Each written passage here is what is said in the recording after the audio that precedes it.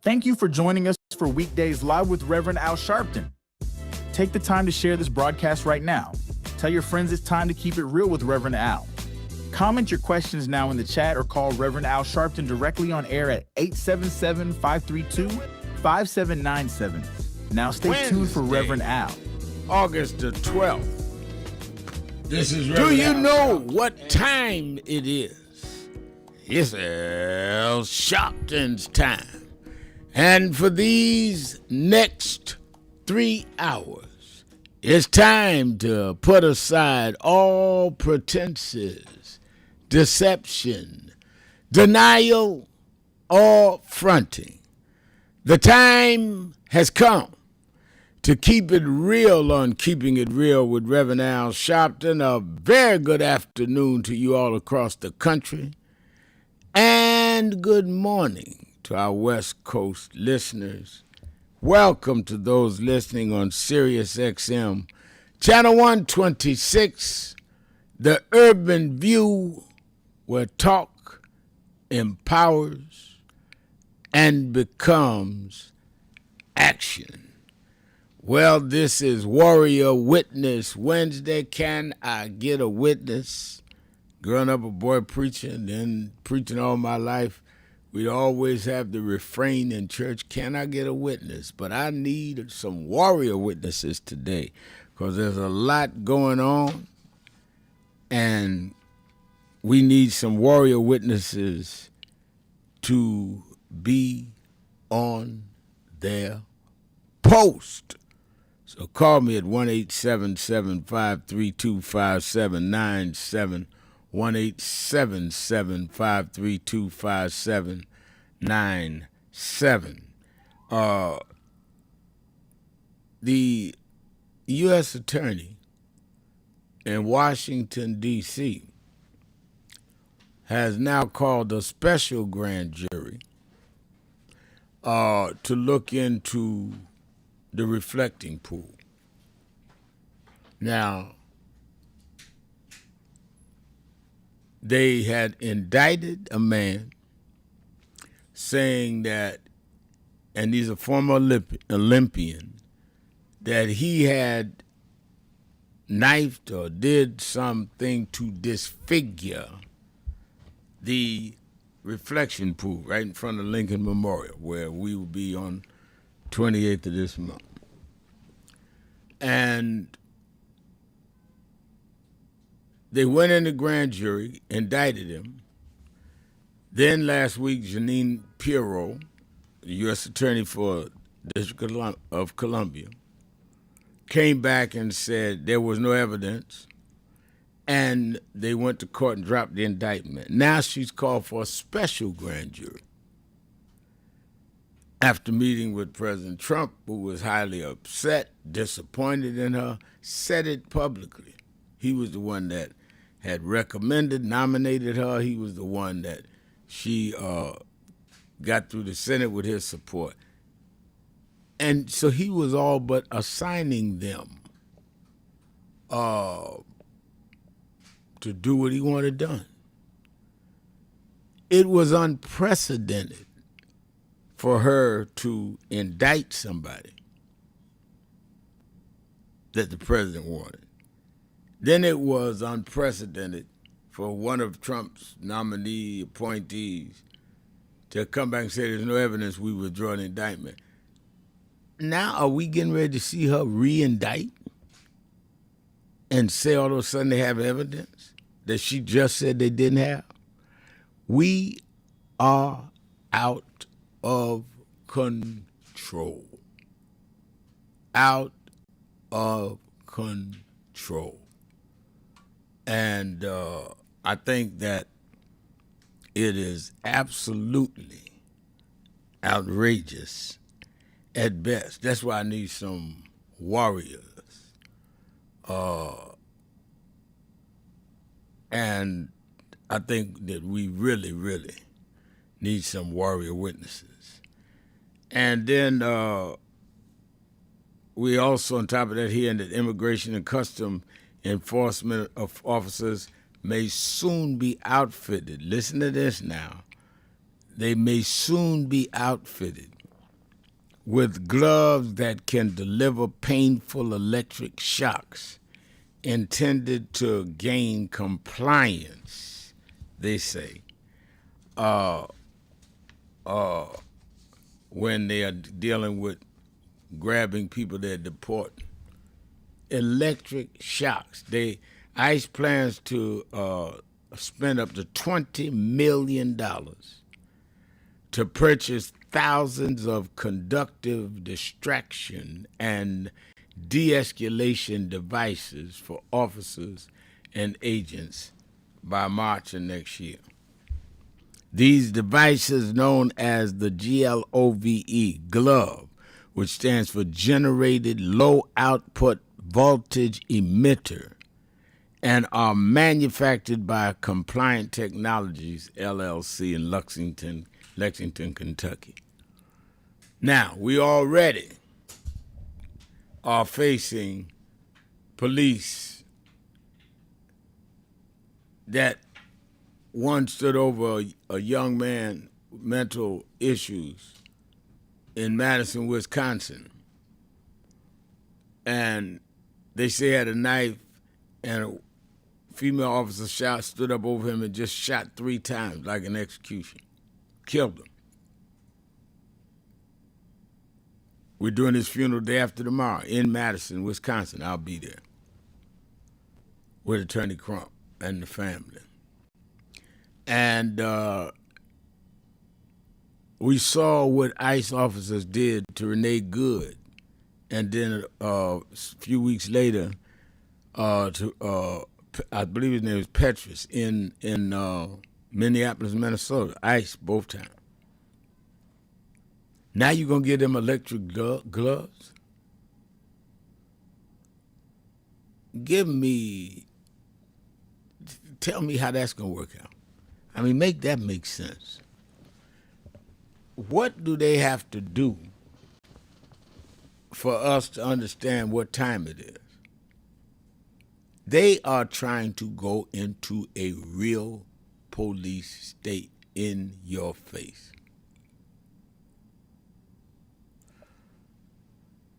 Yesterday, interesting, talking about, I'm on my way to Madison, Wisconsin, talking about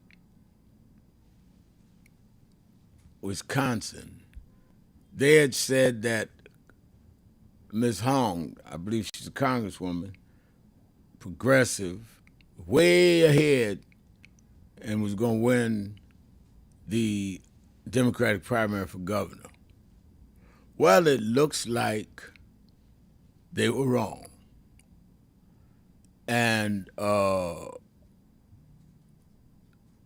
black man, county executive,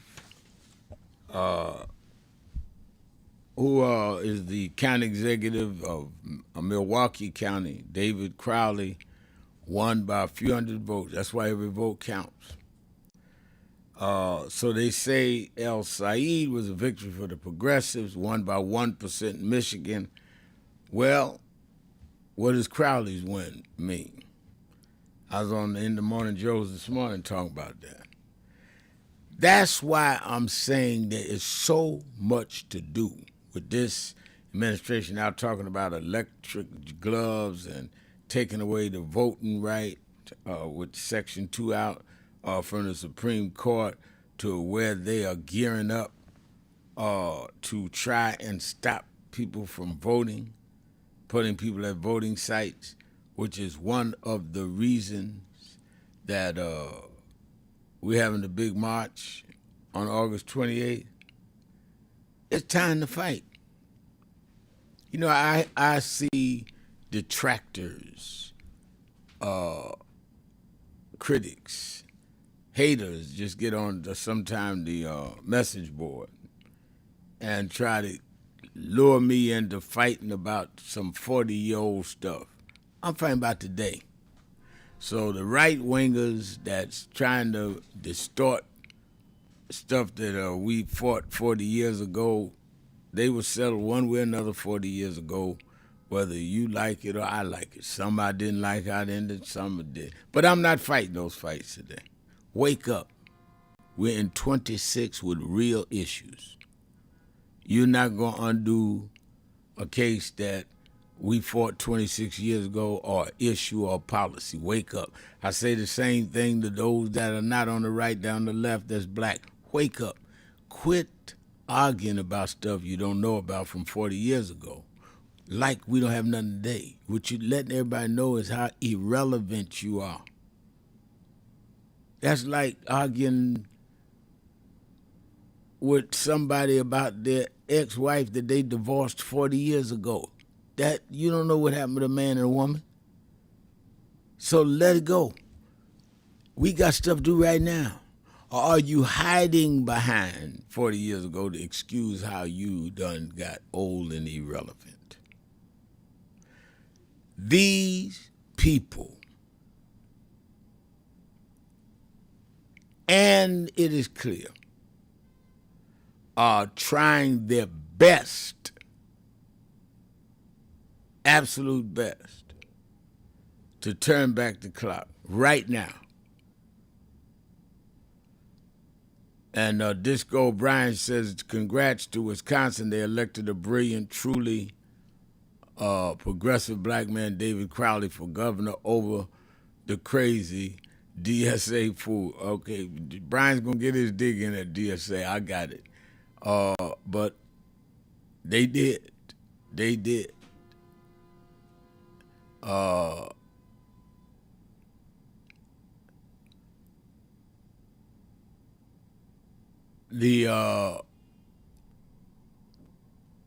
Roderick McCoy says Trump said he would do this and people stayed home and they were going to sit this one out now.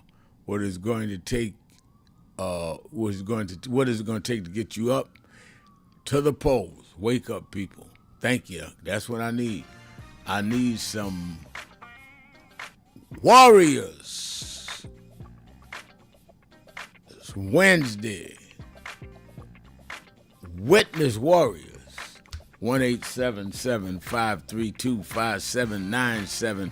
1-877-532-5797. Keeping it real.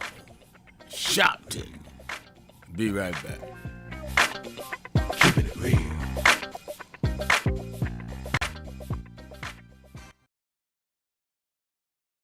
I've been in the area since festival, since 1995. I came that year with my mentor, and we spoke. Well, he died in February this year, but I want to continue what he taught us, because even when times look bad, even when they look dark, I remember when my mentor taught me, Reverend Jesse Jackson. He said, keep hope alive. Even if you can't figure it out, keep hope alive. Even if it doesn't look like you can make it, keep hope alive. In memory of Jesse Jackson, say that with me tonight. Let him know on July 4th from New Orleans, keep hope alive. Keep hope alive. Keep hope alive. Keep hope alive. Keep hope alive. Keep hope alive. Keep hope alive. Keep hope alive. Thank you, God. It gets dark sometimes, but the morning comes. Don't you surrender. Suffering breeds character. Character breeds faith. In the end, faith will not disappoint. You must not surrender. You may or may not get there, but just know that you're qualified and you hold on and hold out. We must never surrender. America will get better and better. Keep hope alive. Keep hope alive. Keep hope alive. On tomorrow night and beyond. Keep hope alive. I love you very much.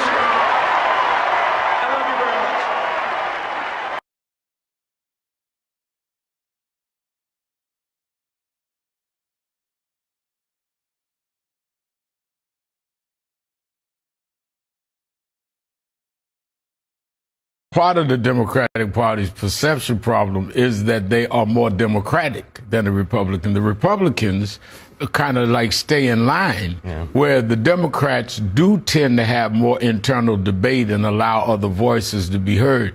So in whatever mild defense I would give of them, even though I want them to be fighters more and stand for something, I would say the fact that you are allowed to dissent in the Democratic Party, you're not allowed to dissent in the Republican Party, so the Republicans get everybody that agrees with them going positive, whereas it dilutes the Democrats' support because one day you're mad, one day you're not mad at your own party because you're allowed to express that more. It is really a intersection of both emotions, because when I was 11 or 12 years old, so I watched the news a lot and I became enthralled with the image of Adam Clayton Powell. I was around 11 and I convinced my mother to let me come up to this church to see Adam Clayton Powell. And in those days, people in Brooklyn used to say it's dangerous to go to Harlem. And folk in Harlem used to say it's dangerous to go to Brooklyn. Now, to 135th Street, and I sat right back there, and Adam Clayton Powell walked down this platform.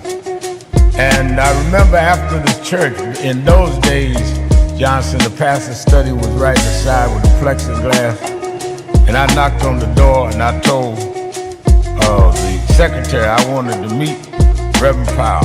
She looked down this little 11-year-old boy. She said, "Really?" She said, "Who should I say?" I said, "Reverend Al Sharpton." That call means dignity. Means we're gonna walk side by side with you, or through you. We're gonna be with dignity and integrity. We don't want any more than you have, and we're not gonna accept any less than you have. That's my thought.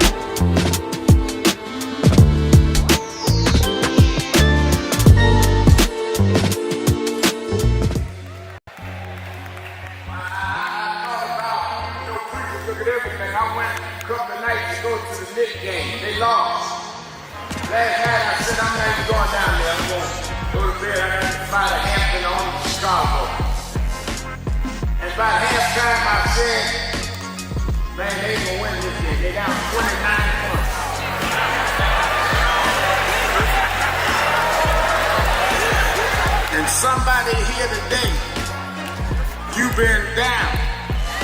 They counted you out. People say there's no way you come back. But I come to tell you, don't quit.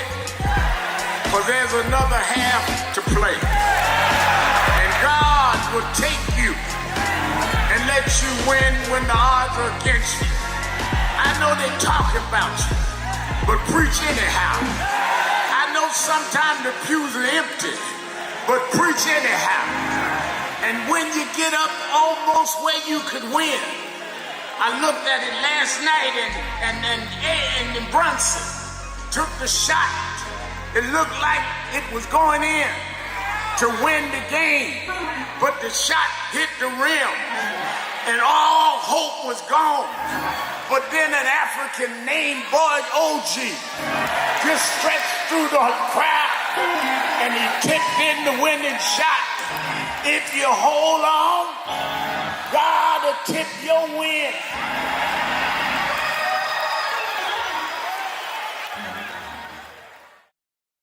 So we are fighting. That's why I said to deal with this DEI situation, you must be disciplined and do study, because unless you do structural change, we'll keep coming right back to this over and over again. I spoke Wednesday night at Yale University, and I told them students, some of those brightest students in the country, Yale, Harvard, I spoke at Yale, and told them there is a structural problem, which is why Trump and Vance and President Elon Musk, they can come in and put us backward because the structure was never corrected. They walk in the door and say NDI, because structurally they can make that stand. We've got to break the corporate world from doing it and then straighten out the structure of how this country is. Why we ought to be sending people to Congress is not sending them to Congress because they had the robocalls call your house, but they're committed to the structural change of this country. What Trump is successful on is playing on a weak structure, so he can make it go either way. It should not be so unclear that you can play the game either set away. It must be firm that you got to repair the damage done to the children of the slave and straighten out the structure that we are not 3/5 human. We are full human beings that built this country and never got paid. That's what reparations is.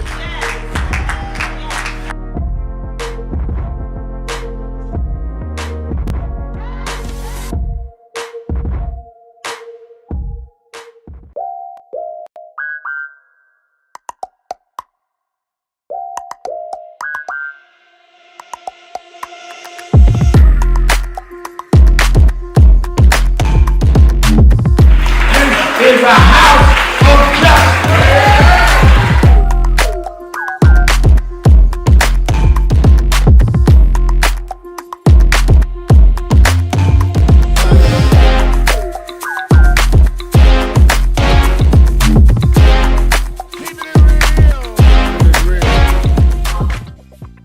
I am your host, Reverend Al Sharpton. www.nationalactionnetwork.net. You can send us something on Warrior Witness Wednesday on our message board, and we'll read it, or you can call in and we will hear what you have to say. And like I always say, I don't have to agree with you, or you don't have to agree with me, but as long as we respectfully hear each other, that's what keeping it real is all about. And I think it is imperative during these times that we really have this open dialogue. It is Warrior Witness Wednesday. Let me start in Washington, D.C., from hearing from Ira. Ira, you're keeping it real with Al Sharpton.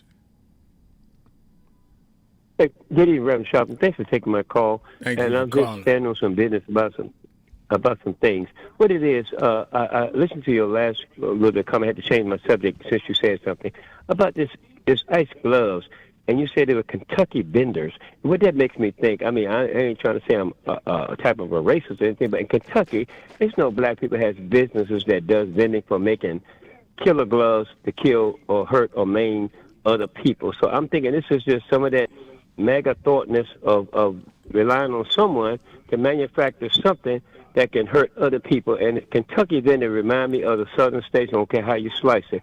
So those Kentucky vendors are not for anybody of color, and they're funded by something that if you're going to spend it in gloves, why couldn't you spend that same money to program and programs that are being funded for people who need stuff, who need to eat and stuff like that? But no, they don't do that. They make it so that it's something to maim and disable.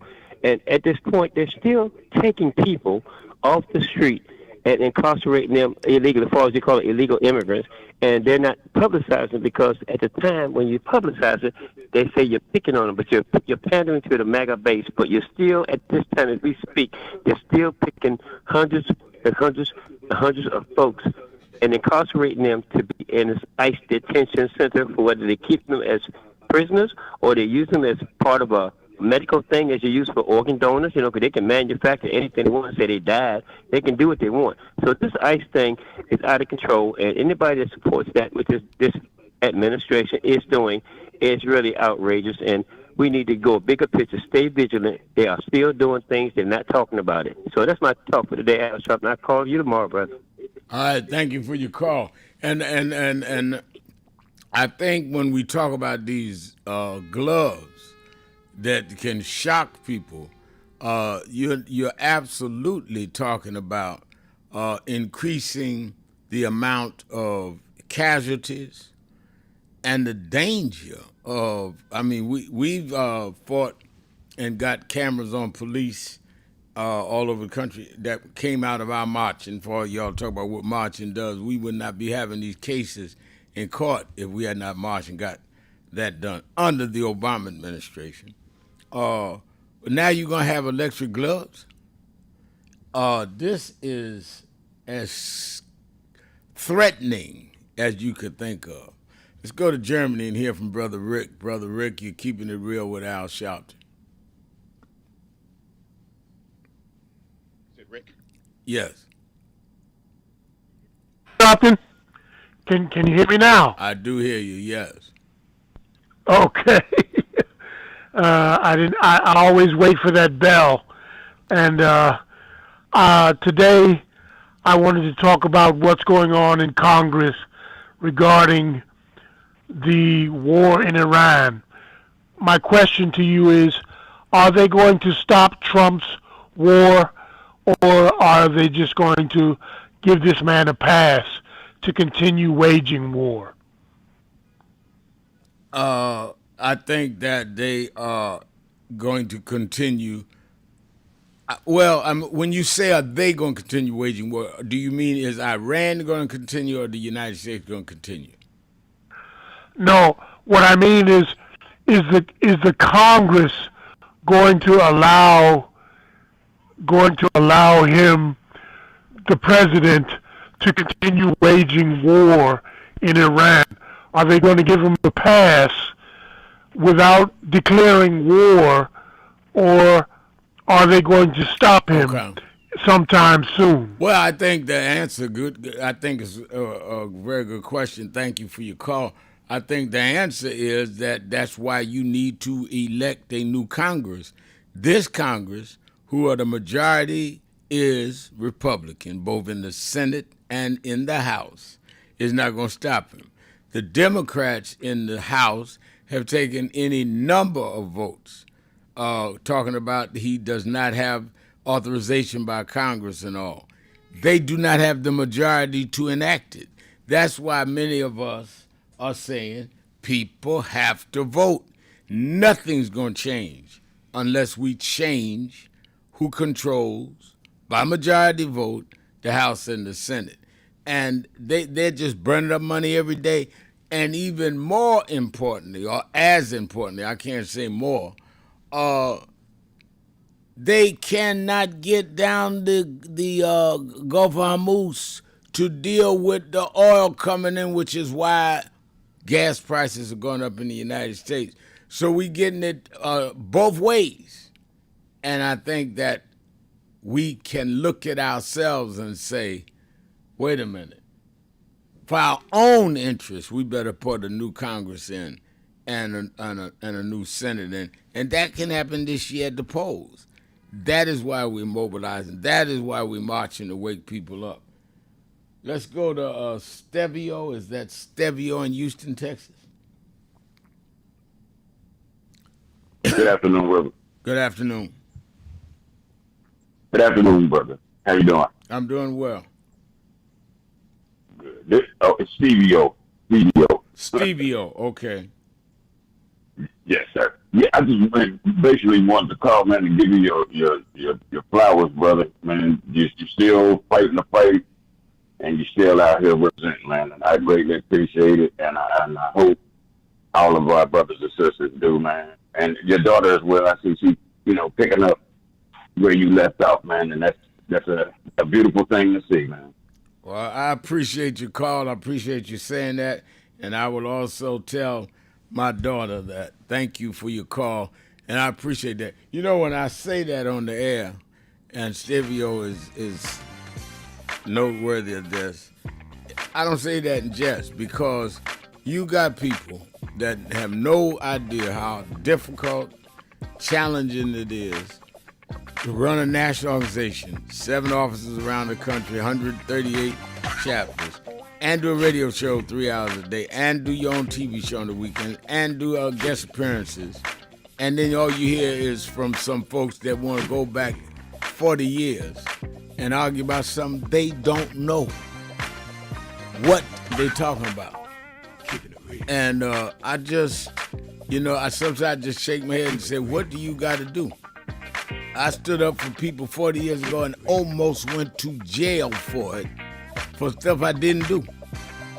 But I still got to hear that nonsense. But that's where your faith kicks in God. And that's where your warriors comes in. You just fight on anyhow. Let's take a break. We'll be right back. It's Warrior Witness Wednesday. Keeping it real. Sharpton. Be right back. Keeping it real.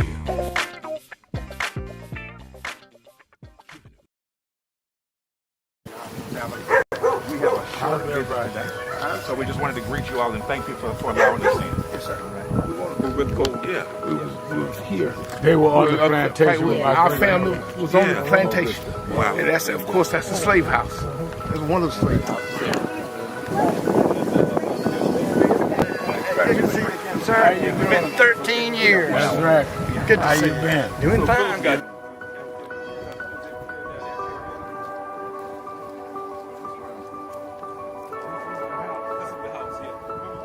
Right, last time. And we,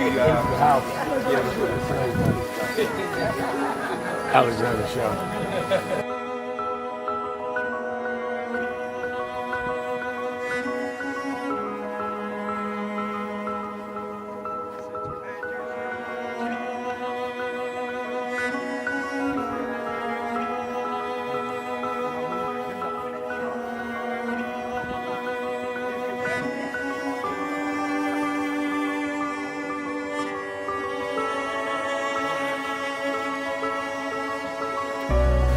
How many slaves were staying there? I have no idea. This is where they would have a slave. Yeah, that's when exactly. That was exactly.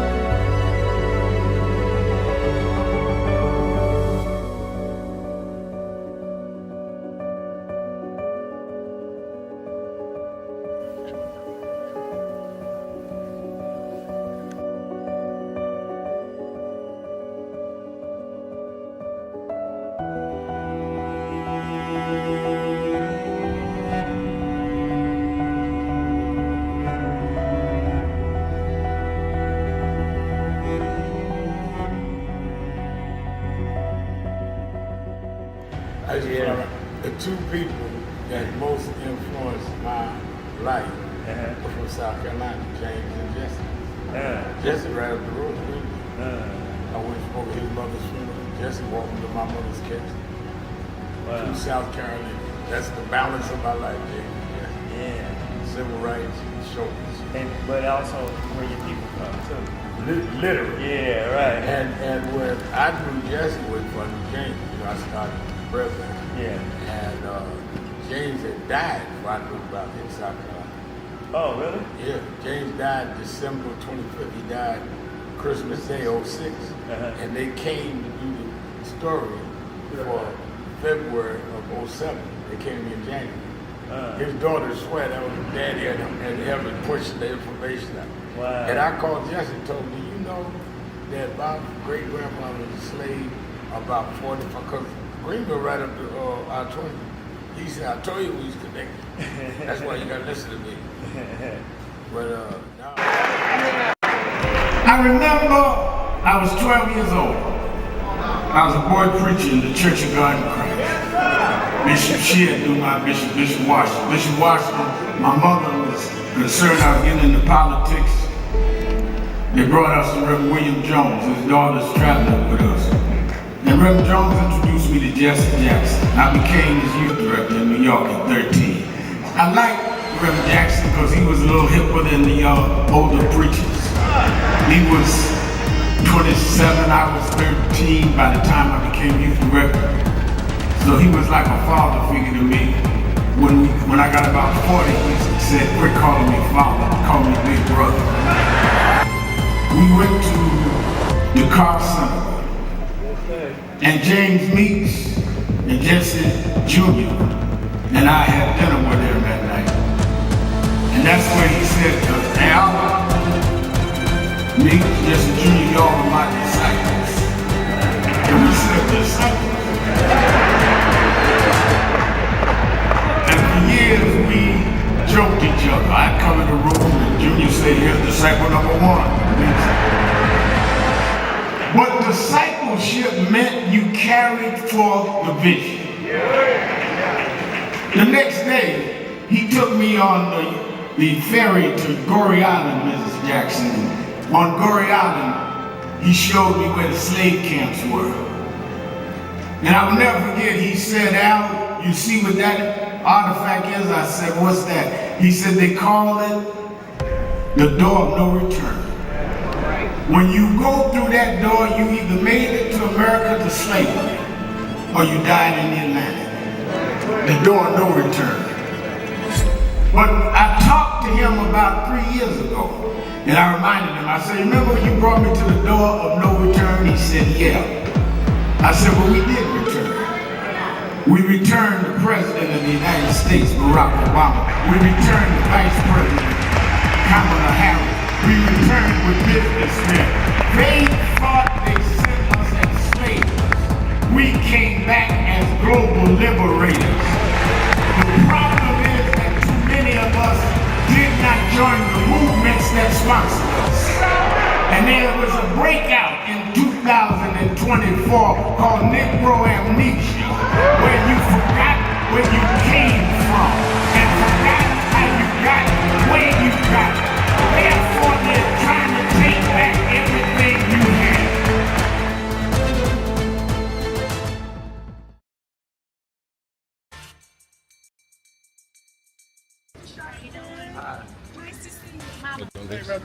How you doing, sir? All right. It's Claudette Williamson from Atlanta, Georgia. And the last time I saw Reverend Sharpton was in New York City at Sylvia's. And my sister and I pretended that we needed to go to the bathroom so we could go in and see him and say hi from a distance. I'm okay. You look great. My name is Claudette. New York City with Sylvia's. Oh. My sister told our house, can I get a picture? So we can see. Wave at you, and today I picture. We're her children.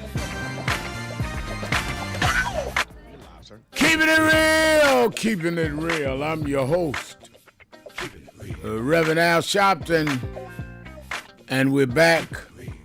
1-877-532-5797, 1-877-532-5797.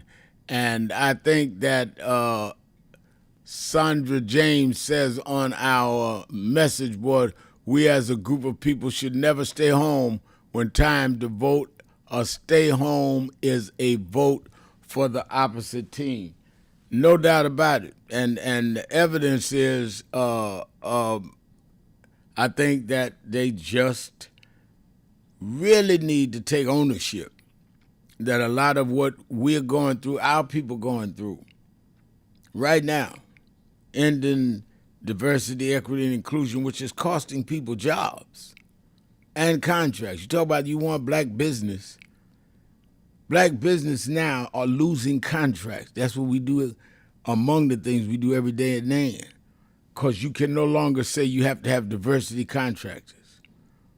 Those contractors are not just black guys making money or black ladies making money. They hire people in the community.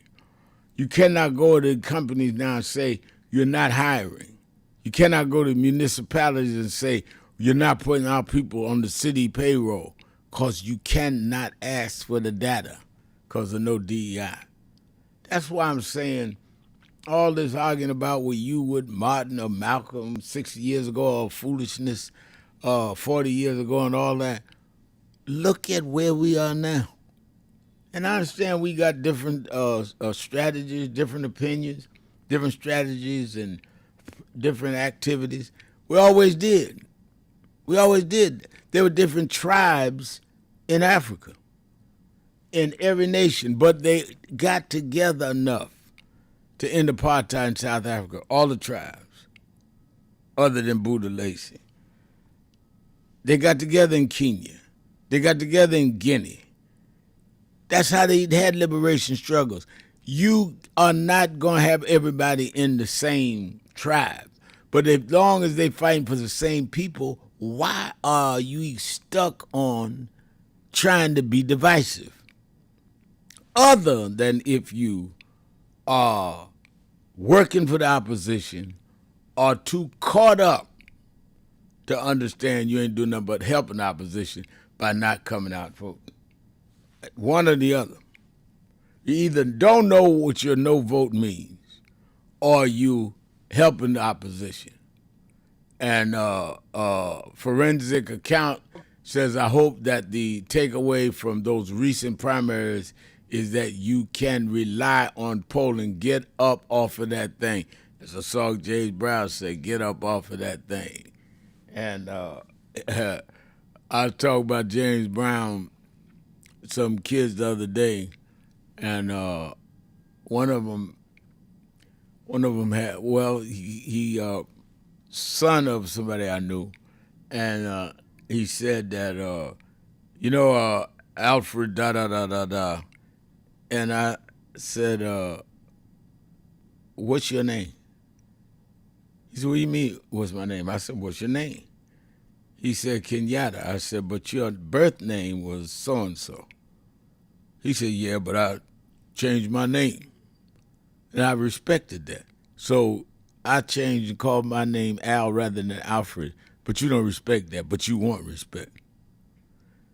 Yeah, well, I changed it because, it ain't matter why you changed it. It's that you changed it.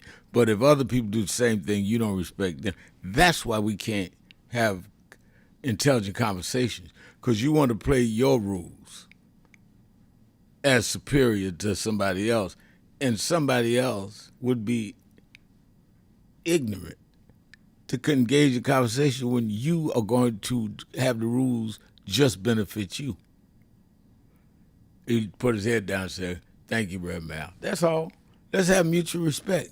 I'll debate anything as long as we talking common sense, but don't think that you hollering and screaming and calling folk out their name is going to intimidate them.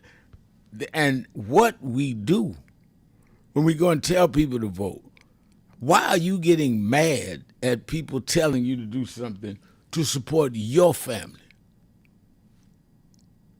Why are you getting angry at that? You need to, bro, man, I don't want to hear that stuff. Wait a minute. Why are you so passionate? Maybe you get loud and angry because you really know that you're guilty and wrong, and you just can't handle.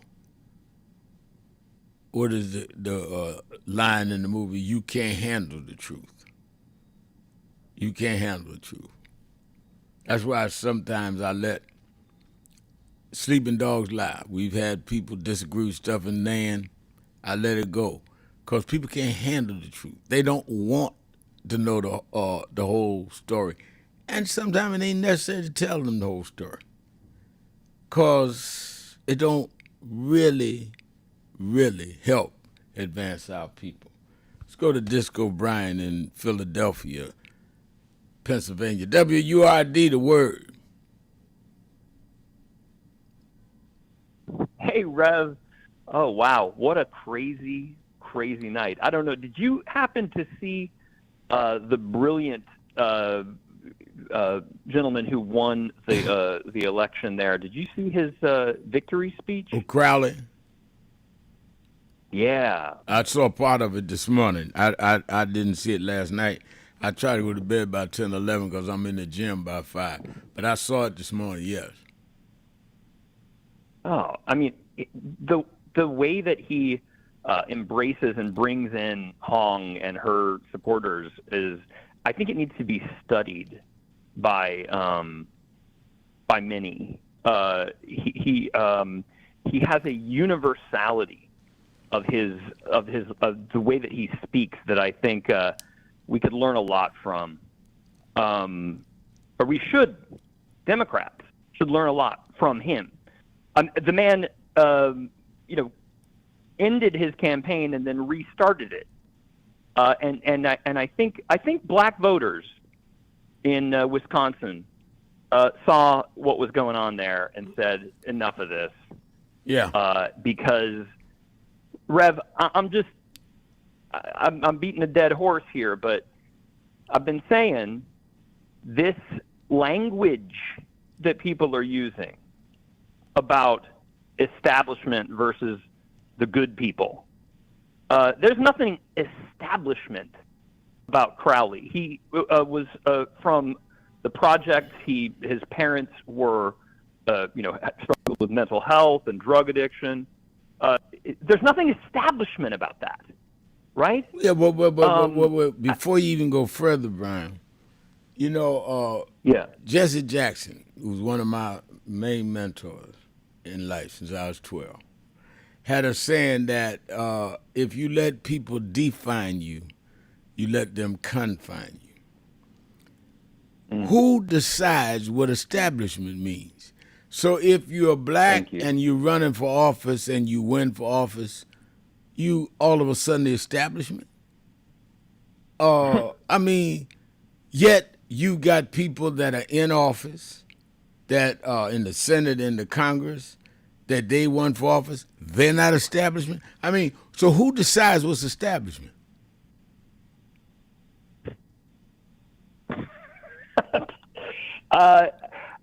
How long has Senator Sanders been in elected office, Rev? But that's not 1981 that he was. And that's not establishment. So that's what I'm saying. That's why I don't accept all of these definitions that don't make sense to me. Blacks get in, we establishment if we don't go along with them. But the people that's been there, as you cite, for decades, they're not establishment. Well, they're getting elected by the same process that the blacks got elected by. So explain to me the difference. So if good example, Strom Thurmond is establishment, and he gets elected, and he's establishment, and Lyndon Johnson gets elected president, he's establishment. But Adam Clayton Powell gets elected from Harlem and fighting and started the Black Power movement, which took he's establishment because he's black. Oh no! What are we talking about? What are we talking about? I don't know, Rev. That's what I've been kind of screaming about for a long time. Kamala Harris, she's the establishment because, I don't know, she's married to a Jewish guy. Right. I don't know. Right. I can't figure it out, Rev. Right. Good talking to you, brother. Love you. Thank you so much. All right. Thank you for your call. No, and I think these are tricks to divide us. The 25 years ago, we protested the Navy bombings in Vieques. saying that Vieques, the bombings there by the United States Navy was giving asthma to kids. I went down and joined the protest because those Latino leaders that joined me and was arrested fighting for Amadou Diallo was killed by police in New York. So I said, I'm going to show unity. I went down. We went to court. They got 40 days in jail for sitting in on an Army base. I got 90. I'm not going to attack them because I got more time. You attack the judge. We keep our eyes wrongly. You got people that gets on our message board talking about stuff 40 years ago. Yes, people were unjustly taking their livelihood. I faced jail, 70 counts for something I didn't do. To their credit, they helped get me out, but they helped get me in. We were supposed to help each other. But people want to use anything for divisiveness. If it's 50 years ago, if it's 20 years ago. And I'm saying we can't afford that in what we up against right now. It's Warrior Witness Wednesday, and I'm going to leave all that alone. I'm not talking about it no more. Keeping it real. Sharpton. Be right back. Breaking news. The issues, the stories affecting you. Now here's the news. Weekdays live with Reverend Al Sharpton. Take the time to share this broadcast right now. Tell your friends it's time to keep it real with Reverend Al. Comment your questions now in the chat or call Reverend Al Sharpton directly on air at 877-532-5797. Now stay tuned for Reverend Al. This is Reverend Al Sharpton. As you watch the broadcast, support National Action Network. Go to www.nationalactionnetwork.net and be involved. You can join, take your membership right online, www.nationalactionnetwork.net. Getting ready to start the program, but we need you to be part of the movement.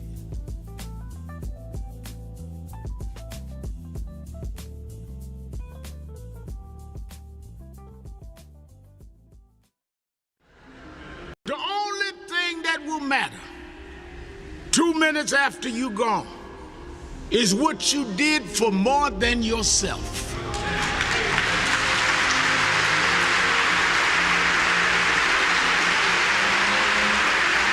Think about this.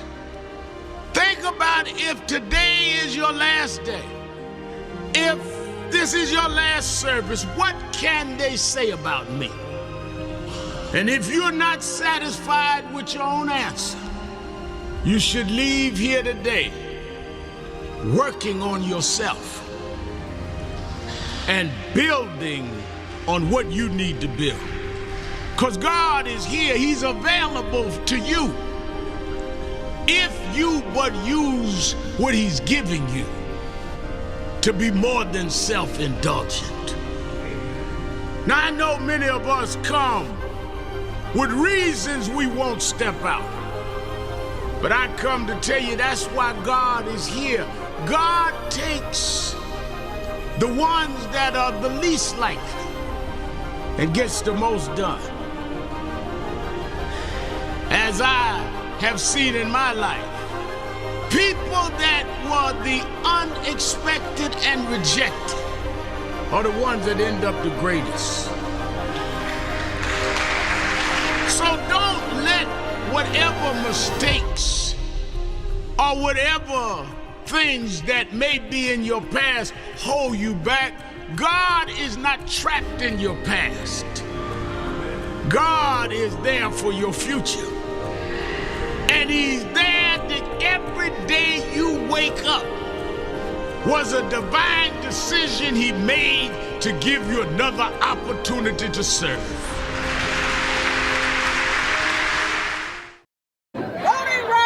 Voting rights. Everyone look here. Say it again, Miss Pearl. Voting rights. Voting rights.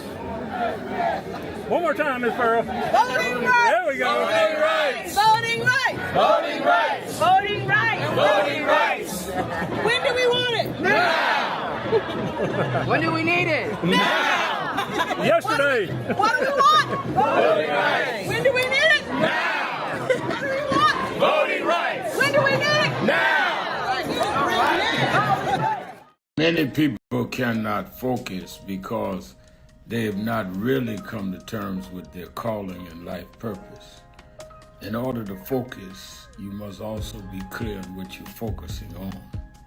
So if you're not clear on your purpose, if you're not clear on your life's calling, then focus on seeking that.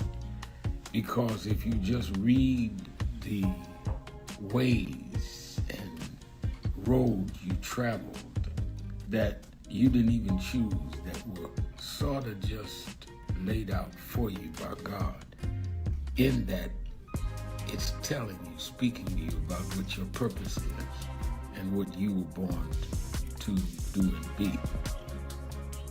I learned the things that I didn't plan had to be planned by God, and God's plan was directed toward God's purpose in my life.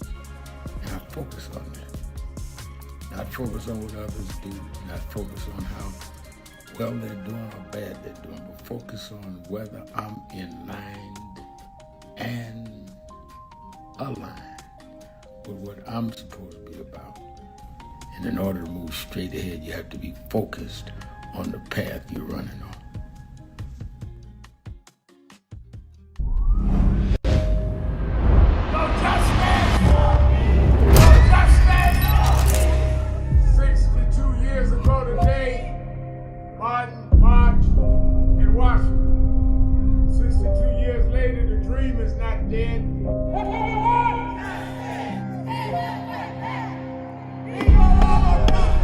I'm here because I must be here. Democracy is not there for the pig, and you have to fight for democracy. That's what it is. What Trump will erase, we will replace. Is the dreamers in many cases have reversed and tried to turn it into a nightmare. We come to Wall Street rather than Washington this year to let them know you can try to turn back the clock, but you can't turn back time. We gonna keep the dream alive on Wall Street.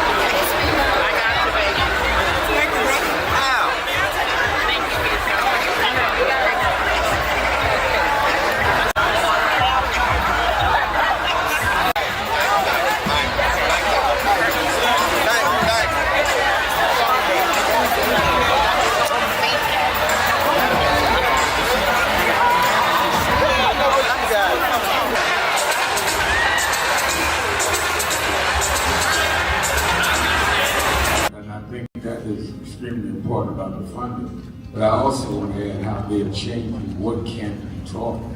You have states outright saying you can't teach Black history and you can't teach certain other histories and the curriculum.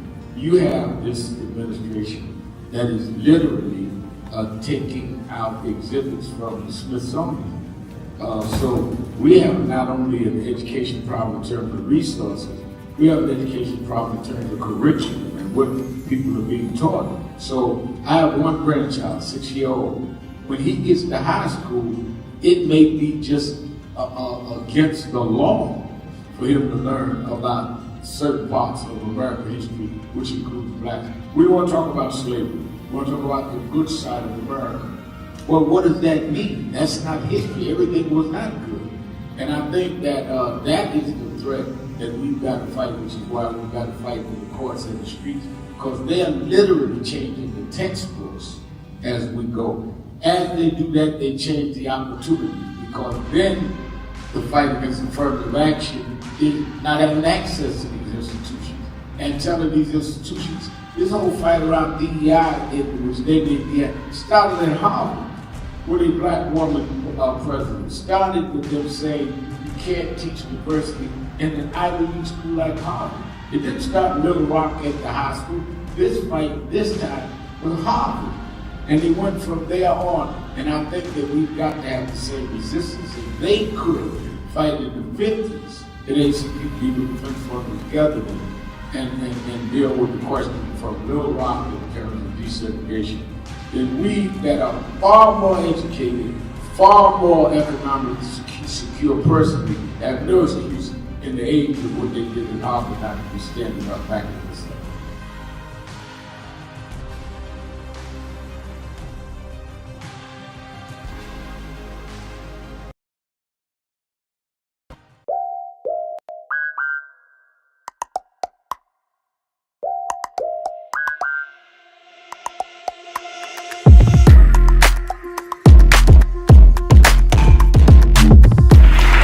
Is a house of justice.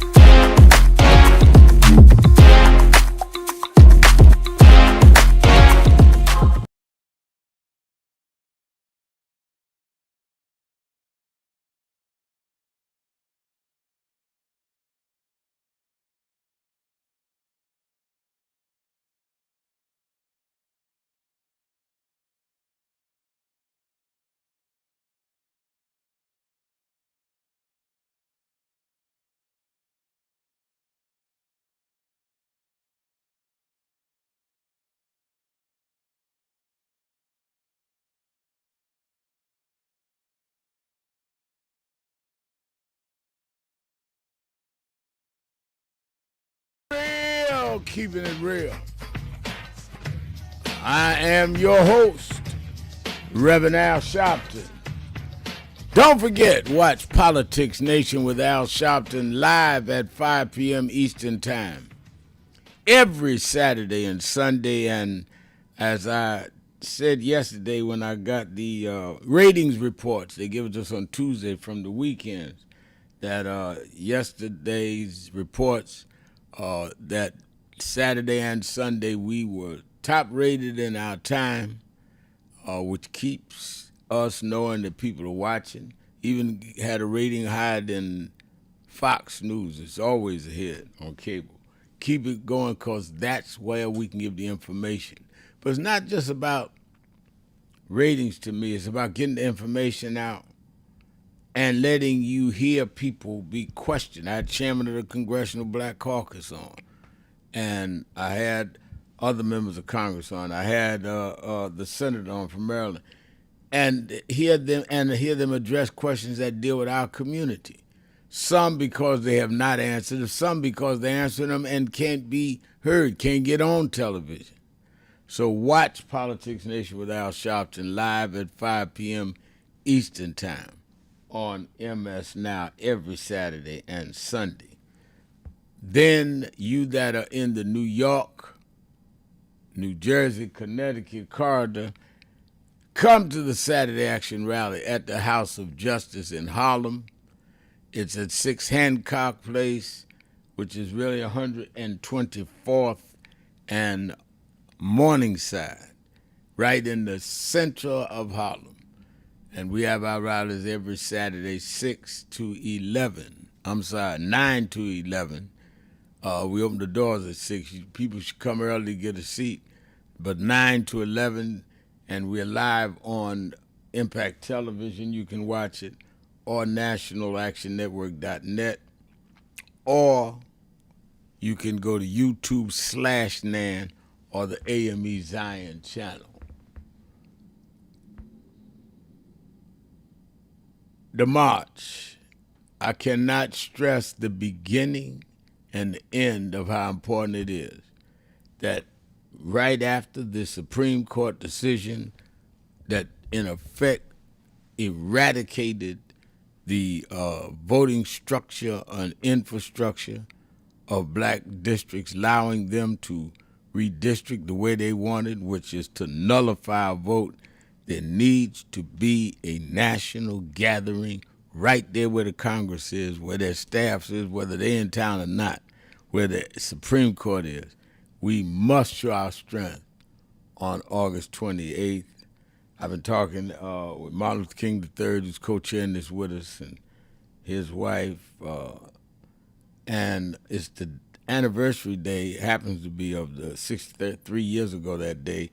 Martin Luther King made the I Have a Dream speech right there. We're coming back saying the dream is at stake. The dream has been eradicated by this Supreme Court decision. We need the Congress to come with a new voter bill.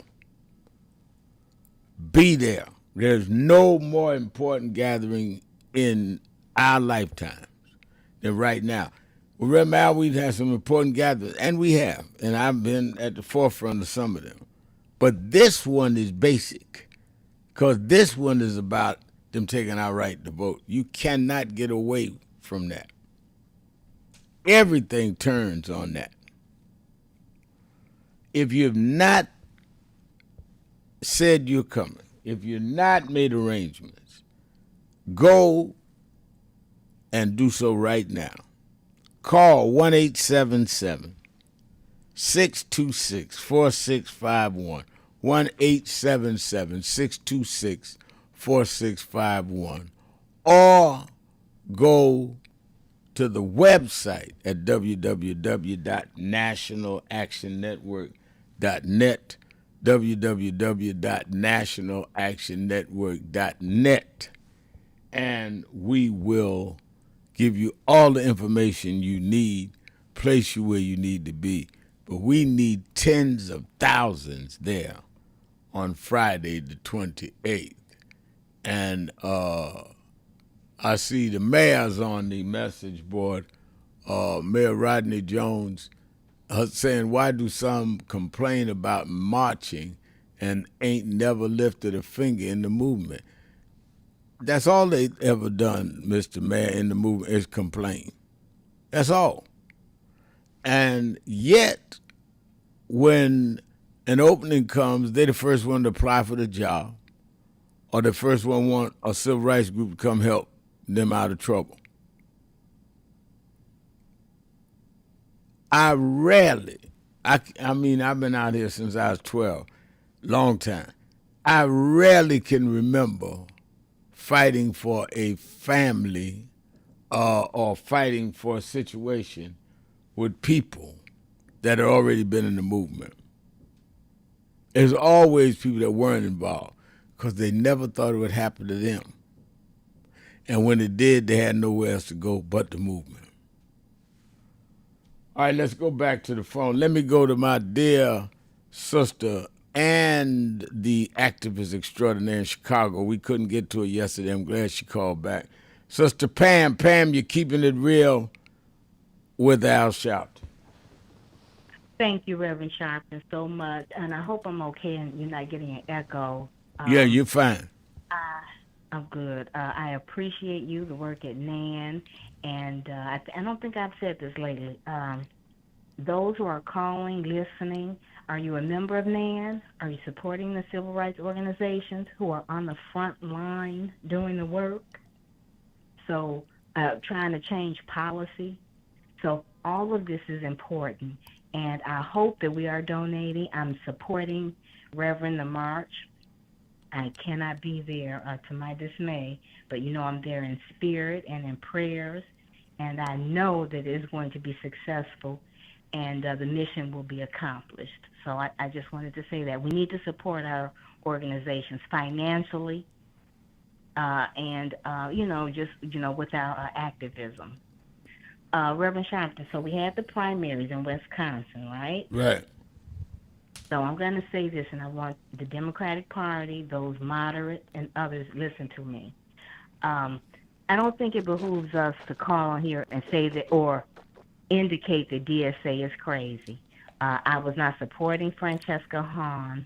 However, she did receive a large amount of votes. Right.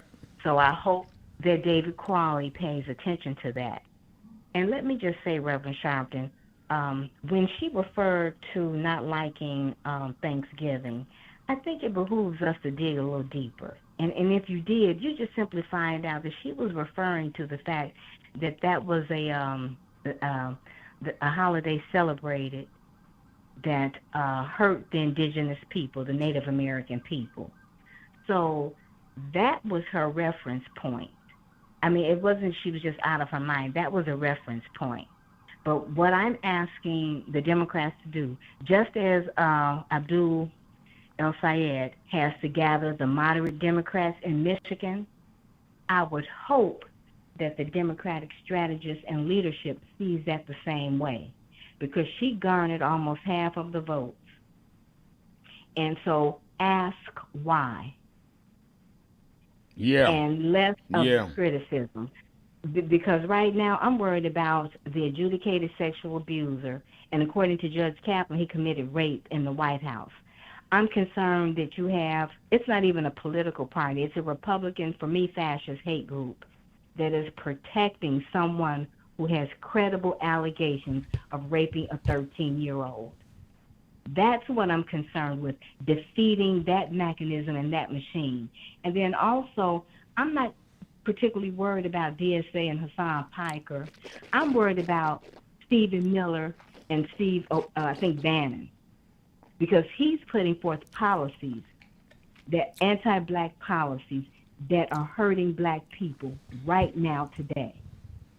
And so, as I've said before, if this were a black cabinet member doing this to any other ethnic group, they'd be making outreach into our leadership and asking our leadership to rein them in.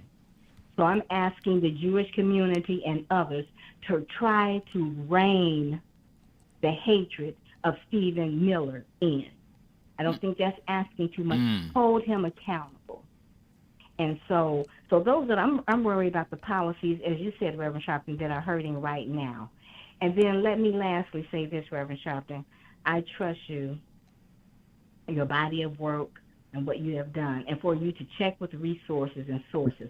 So if I hear you give me a reason that we shouldn't vote for Dr. El-Sayed in Michigan, I will listen to you. But I'm not going to listen to any other things. And I would ask you, Reverend Sharpton, I know when the time comes, he'll have a conversation with you. And then you can address all the concerns that we have as black people, because I know he has some work to do in the black community. Right. And as Democratic voters. So I know that will happen. And then you will report to us. Right. If this is a candidate that we can rely on. See, I know some people are new to, you and your show and what you do. But I'm not. And I know you bring us the information, the resources, and the sources, and you let us know exactly where elected officials stand. Well, I will say this, and I appreciate... We're not trying to, I'm trying to bring it together. We're not trying to outdo the moderates. I know there's some little, some tension, but we all have to work together. Progressives, DSA, moderate, what have you. Absolutely. Absolutely. And let me take the break. I'll answer on the other side of the break. Keeping it real. Sharpton. Witness Warrior Wednesday. Be right back. Breaking news. The issues, the stories affecting you.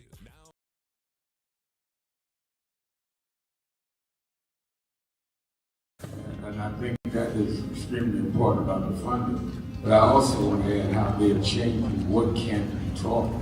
You have states outright saying you can't teach black history and you can't teach certain other histories and the curriculum. You have this administration that is literally taking out exhibits from the Smithsonian. So we have not only an education problem in terms of resources, we have an education problem in terms of curriculum and what people are being taught. So I have one grandchild, 6-year-old. When he gets to high school, it may be just against the law for him to learn about certain parts of American history, which includes blacks. We want to talk about slavery. We want to talk about the good side of America. Well, what does that mean? That's not history. Everything was not good. And I think that that is the threat that we've got to fight, which is why we've got to fight with the courts and the streets, because they are literally changing the textbooks as we go. As they do that, they change the opportunity, because then the fight against affirmative action is not having access to these institutions and telling these institutions. This whole fight around DEI, which they did, started in Harvard with a black woman president. Started with them saying you can't teach diversity in an Ivy League school like Harvard. It didn't start in Little Rock at the high school. This fight, this time, was Harvard. And they went from there on. And I think that we've got to have the same resistance. If they could fight in the 50s, the ACP would have been fought together and deal with the question from Little Rock in terms of desegregation. Then we that are far more educated, far more economically secure personally, have no excuse in the age of what they did in Harvard not to be standing up back in this stuff.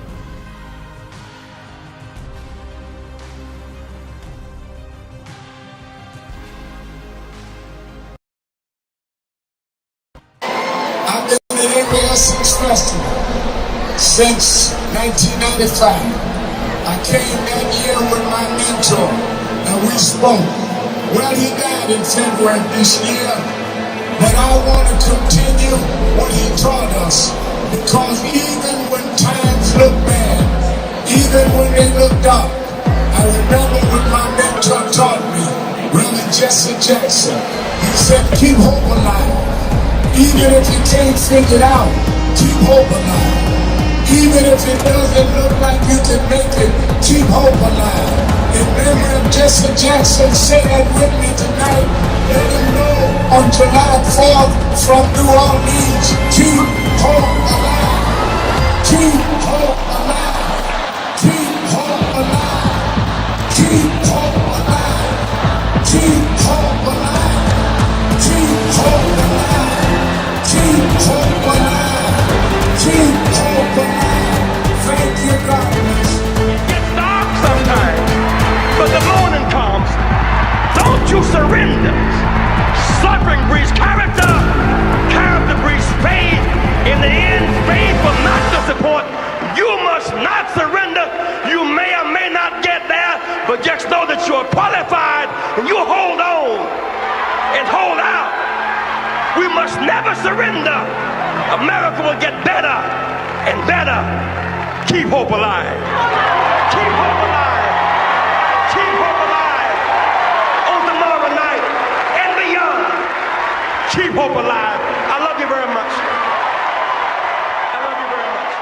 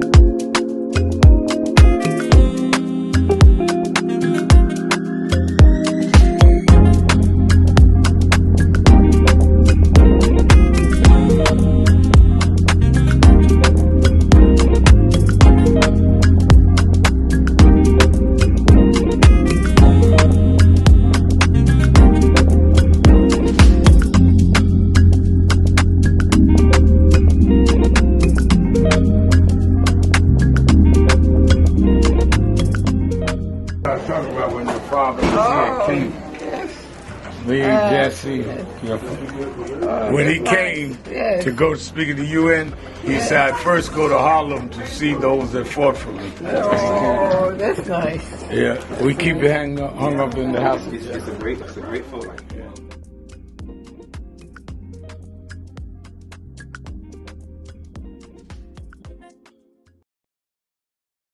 So who is Al Sharpton anyway? Who is this 33-year-old preacher without a church? A number of black New Yorkers as well. He is little more than a pudgy exhibitionist who can be counted on to show up, bullhorn in hand, at every racial incident.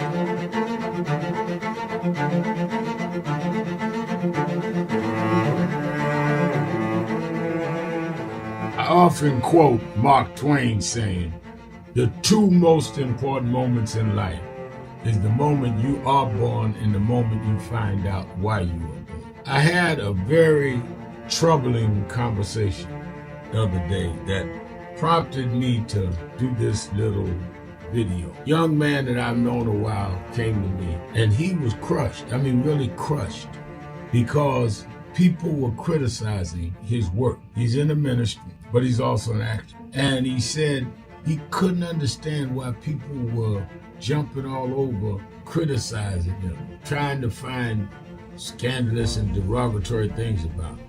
And I told him, I said, you know, you very young. You don't know the road I've traveled. They call me everything but a child of God. A blabbermouth, a loudmouth, too flamboyant, an agitator, a racist, I a race had to baiter. learn. Yeah, right. I was not defined by how others saw me.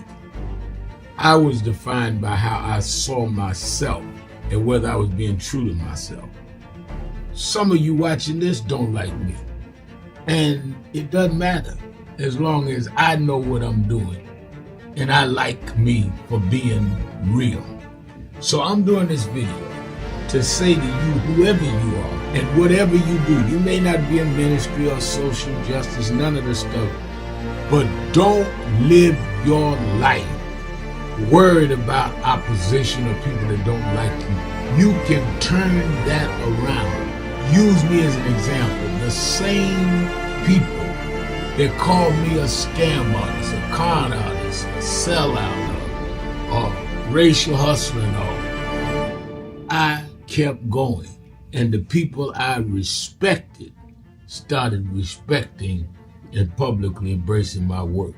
When Coretta Scott King, the widow of Dr. Martin Luther King Jr., had this to say about Al Sharpton. A leader who has protested injustice with a passionate, unrelenting commitment to nonviolent action in the spirit and tradition of Martin Luther King Jr. And I am talking about your leader, our leader, the Reverend Al Sharpton. The other thing that hasn't changed is the National Action Network's commitment to fight injustice and inequality here in New York City and across America. And that's not only a testament to Reverend Sharpton, it's a testament to all of you who are here tonight. First and foremost, to Reverend Sharpton. I saw him when he first came on. Keeping it real, keeping it real. I'm your host, tenacity, Reverend Al Sharpton. And we are back, 1-877-532-5797, 1-877-532-5797, or you can go to the message board at www.nationalactionnetwork.net, www.nationalactionnetwork.net. Sun Cam writes on the message board, I'm not that familiar with David Crowley, but he sounds like a genuine, humble guy. He gave a good speech. He got a bit emotional as he spoke about his personal story growing up. Really hope he wins. Yeah, well, I think I met Crowley once or twice, and I think I had him on Politics Nation. I don't know him, but I know who he's running against, and who he's running against is a diehard Trump supporter. Same thing with the question that Pam raised about how we deal with El Said. Some people close to El Said reached out. We had a conversation today. I'm probably going to be talking to El Said in the next couple of days, and I already know before I talk to him that you can't compare him to the Republican in that race, Rogers, that he's running against. So politics is not necessarily about perfection. It is about interest. Who would further your interest and who would not harm the interests that you already have that are being protected.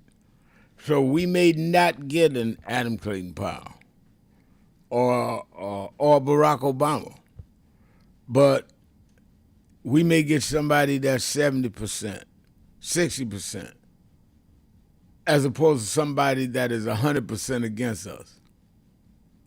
And I think that that's what we need to deal with. I have people that work in National Action Network.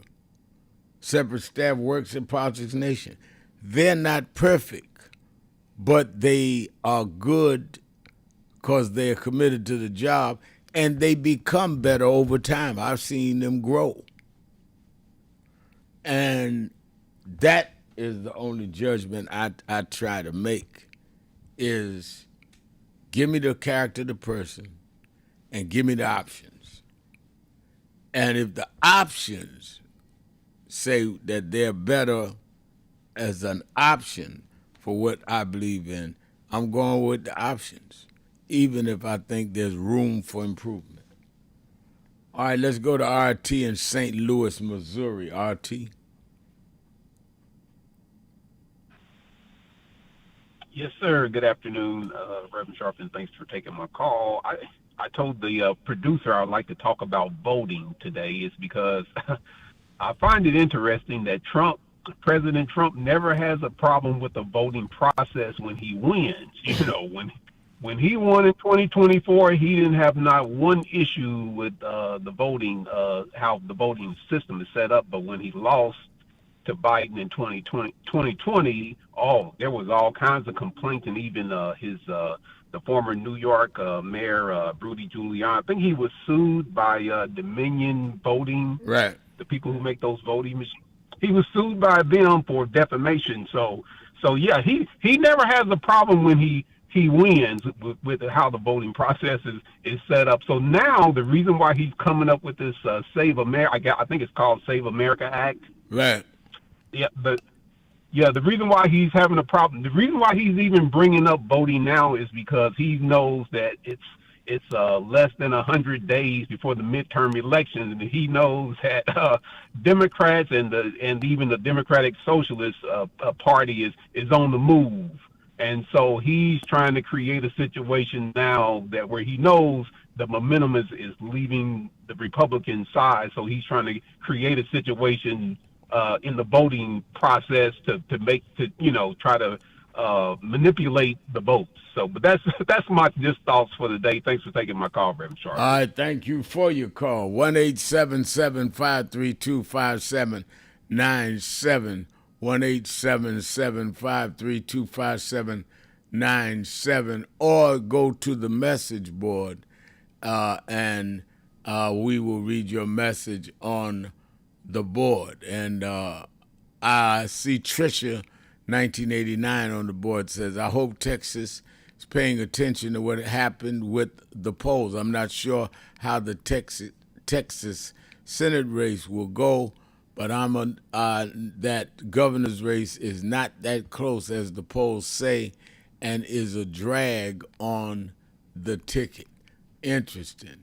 Tanya Stovall says, because he stole this election, caller, him and Elon Musk. Well, he had a whole lot of help from Elon Musk, no doubt about it. Well, and the thing that I think is important that you raise is that in 2020, when he lost, he said that Biden and them stole it. But he was in charge of the federal government then.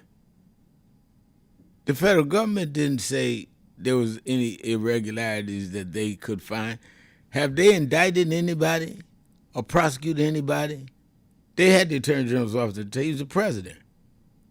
So Donald Trump is just trying to cover up his insecurities that he could lose. He's always been thin-skinned and still is. Let's go to Raj in Cleveland, Ohio, WERE.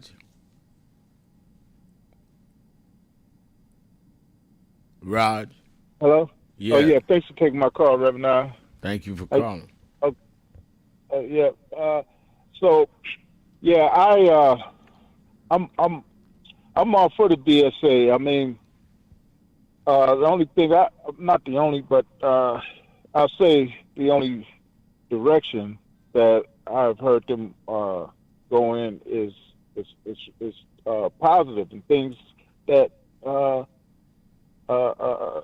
everybody undoubtedly needs without no apologies or no biting their tongue about it either, you know. So, and I'm glad that Kamala Harris reached out to Mandami and the Socialists, Democratic Socialists, rather. Glad to hear that. Yeah, and, I think Kamala reached out. I think President Obama called El Said. Oh yeah, that's right. Yeah, and then also Oliver Larkin down in Florida. That brother, I mean, he's it's not a black guy, but he's going against Debbie Wasserman Schultz. So that's going to be a big race. But the problem there tells me that the problem there is there's 4 are going up against Schultz, 4 blacks. Oh. So that vote is going to be split there. That's the problem. Let's take a break. Be right back. Keeping it real. Sharpton. Be right back. Keeping it real.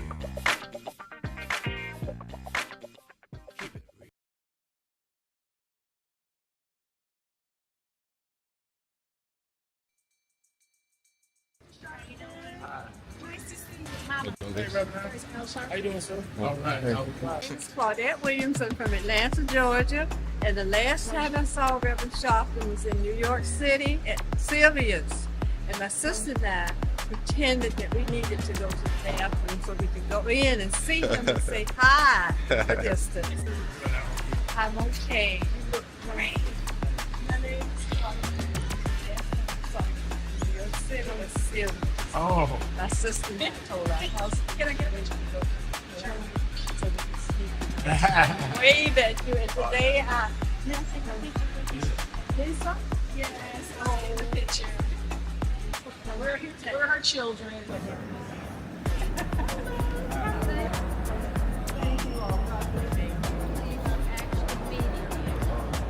Reverend, it's really great to meet you. Were you in? It's an honor to meet you. Okay, come take a second. Thank you. Meet you back there right quick while you more minutes.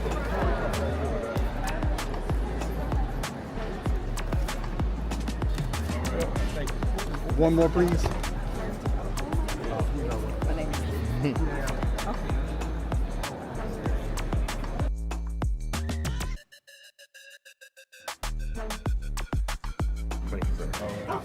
I'm still exposed.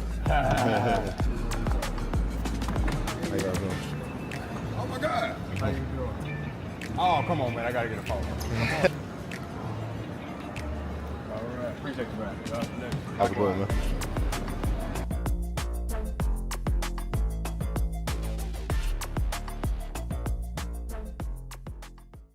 So we are fighting. That's why I said to deal with this DEI situation. You must be disciplined and do study, because unless you do structural change, we'll keep coming right back to this over and over again. I spoke Wednesday night at Yale University, and I told them students, some of those brightest students in the country, Yale, Harvard, I spoke at Yale, and told them there is a structural problem, which is why Trump and Vance and President Elon Musk, they can come in and put us backward because the structure was never corrected. They walk in the door and say NDI, because structurally they can make that stand. We've got to break the corporate world from doing it and then straighten out the structure of how this country is. Why we ought to be sending people to Congress is not sending them to Congress because they had the robocalls call your house, but they're committed to the structural change of this country. What Trump is successful on is playing on a weak structure. so he can make it go either way. It should not be so unclear that you can play the game either set away. It must be firm that you got to repair the damage done to the children of the slave and straighten out the structure that we are not 3/5 human. We are full human beings that built this country and never got paid. That's what reparations is.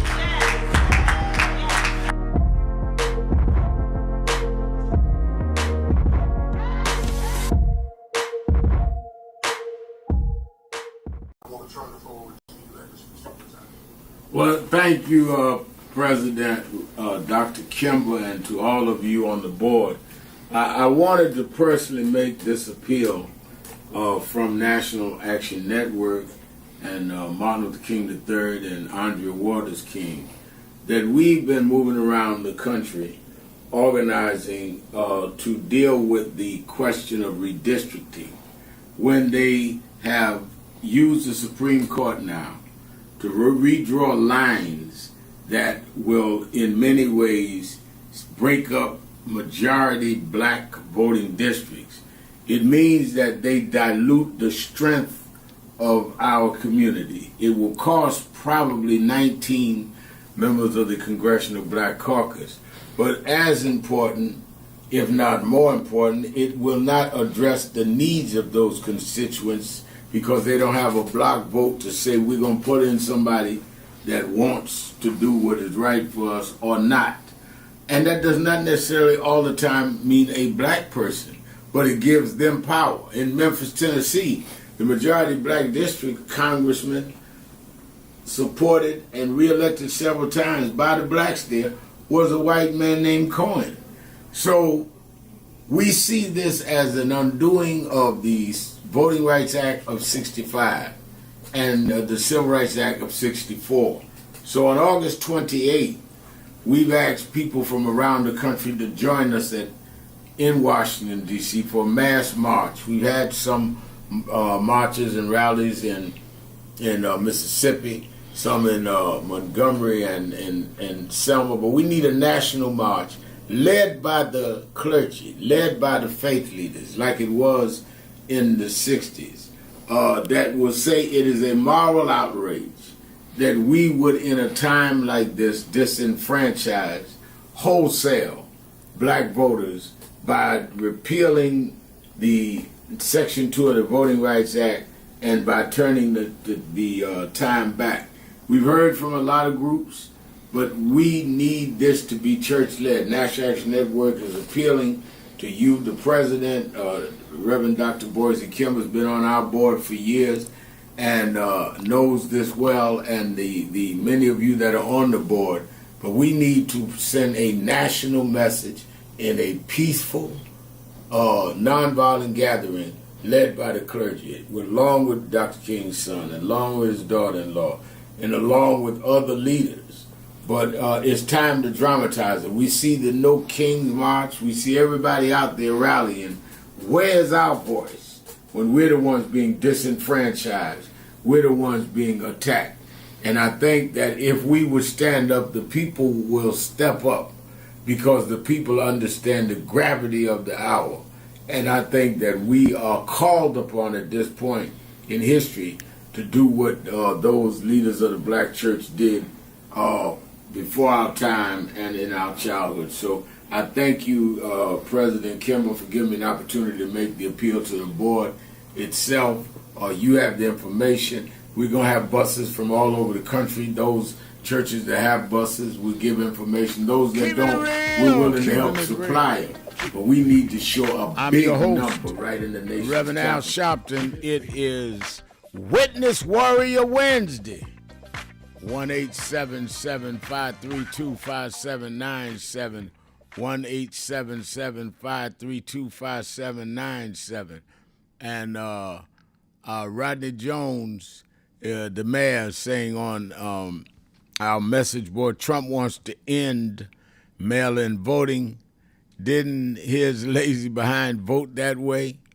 Not calling mail-in voters lazy, just him. I'm a veteran, so I know militaries do mail-in voting. Yeah, Trump did not go to the polls in Mar-a-Lago. He did mail-in vote. I think that it is interesting. James Thomas writes, it seems to me that all of this bluster about Trump being tough is phony, especially coming from a man who hides in a Turkish catering truck with the Turkish Big Macs in it. Trump is a disgrace. Yeah, some of you may have missed that. When I got to the studio this morning to do the last half hour of Morning Joe, they were telling us about how it had come out last night that Trump, when he was told there was a credible death threat when he was over in Turkey, he got into a catering truck to bring him from one plane to the next, left the press on the plane that he was supposed to be on and some of his staff. So if somebody was going to hit the plane thinking he was in it, he was sacrificing them while he made a getaway in a catering truck to go to another plane. Yeah. New York Times wrote that story this morning. And shows you right now. Now, a lot about character. When people will put other people at risk to save themselves, yet they go come out and appear all this courageous. Now, I remember years ago when we had these racial attacks in Howard Beach and then in Bensonhurst, and I would call for marches. And the marches was not designed to show that we was tough. It was designed because we wanted to put out there in the national media how racist these people were, which would support the case as to why there was a racial killing of Michael Griffith and then in Bensonhurst, Yusef Hawkins. So it was strategic because I grew up in the civil rights movement where that's what you did. You expose the racism so you can legislate. Others that were in other more nationalist movement didn't believe in marching. I said, fine, I do. And it worked because these people came out there, called us the N-word and all of that. So everybody said, wait a minute, that had to be race because look at how the neighborhood is. And the same thing in Bensonhurst. And force special prosecutor got it done, went to jail. I got stabbed in one of them. Many of the people that talked the loudest and the blackest did not come in those marches. They had a different strategy. That's fine. I didn't condemn them. I didn't call them names. That's your strategy. This is mine. But don't take away that is what exposed the racism. Trump talks big talk, but when it's time to stand up, he runs and ducks. Very telling. Very telling. Also, the pillow guy, I see you, Joanne Kemp, says, my pillow guy won't concede. Maybe Trump can't find him some more votes. Joanne Kemp is saying, yeah, he lost. The pillow guy lost, and he won't concede. Isn't that interesting?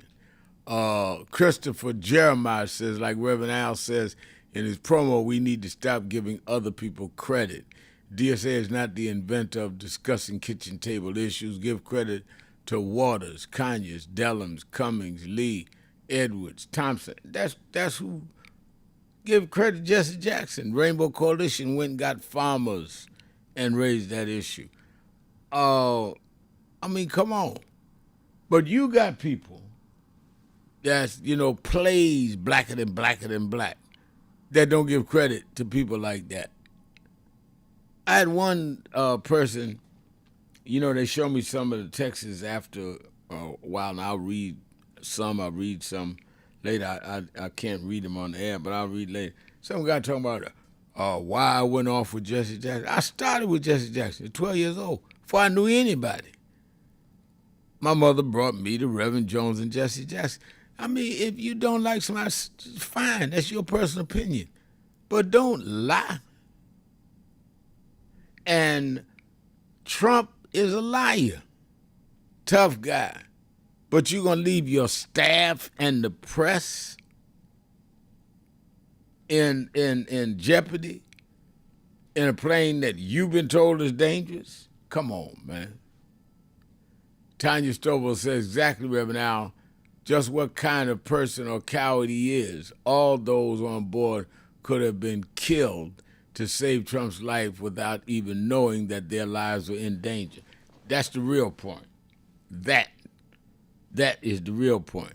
That's why I never got involved in a movement that I was not willing to put myself on the line for when others wouldn't.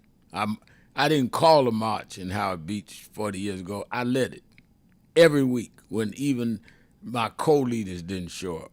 In fact, none of them was there the Saturday I got stabbed. None of them.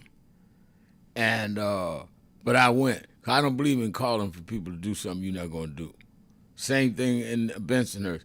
Same thing in George Floyd. I remember when we called the march in George Floyd 2020, and I said, let's go to Washington like we're going in 3 weeks. They said, you can't do it, Reverend Al.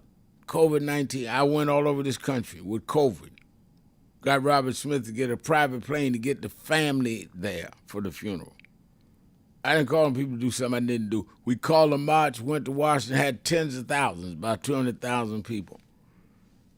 If you're going to say something, say it and do it. But don't sell no wolf tickets and everybody else got to cover you.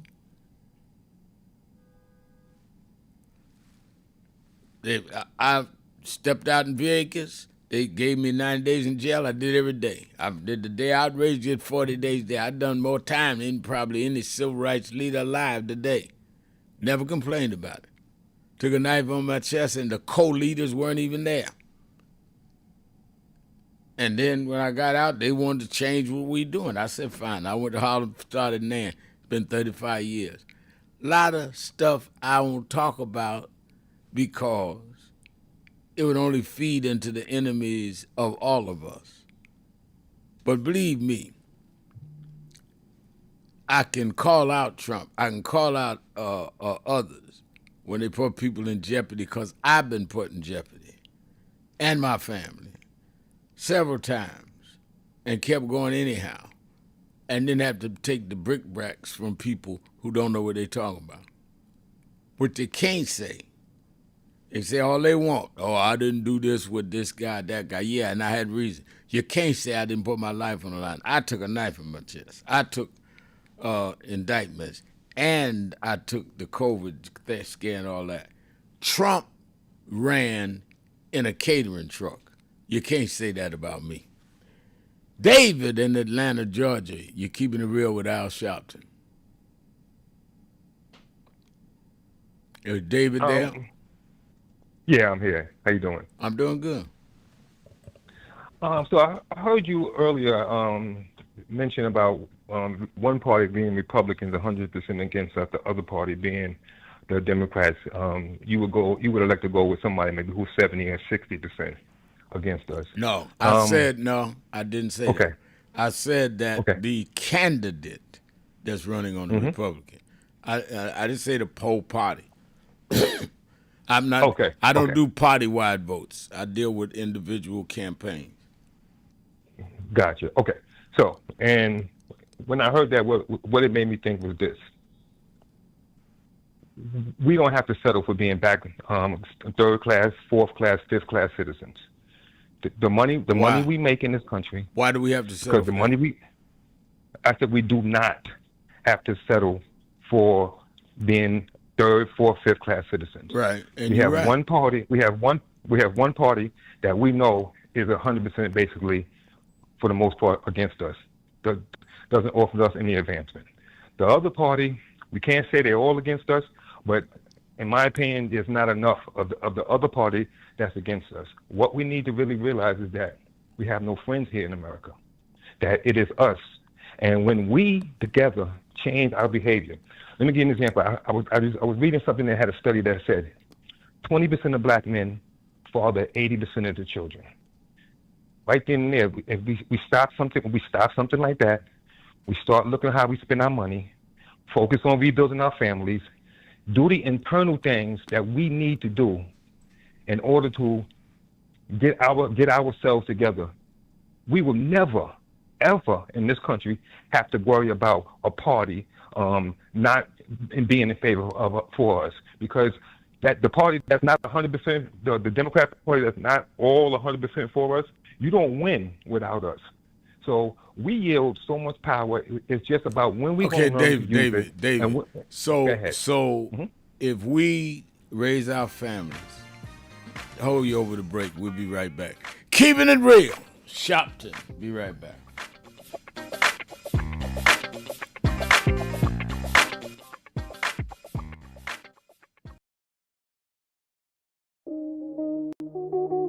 It is really a intersection of both emotions, because when I was 11 or 12 years old, so I watched the news a lot, and I became enthralled with the image of Adam Clayton Powell. I was around 11, and I convinced my mother to let me come up to this church to see Adam Clayton Powell. And in those days, people in Brooklyn used to say it's dangerous to go to Harlem.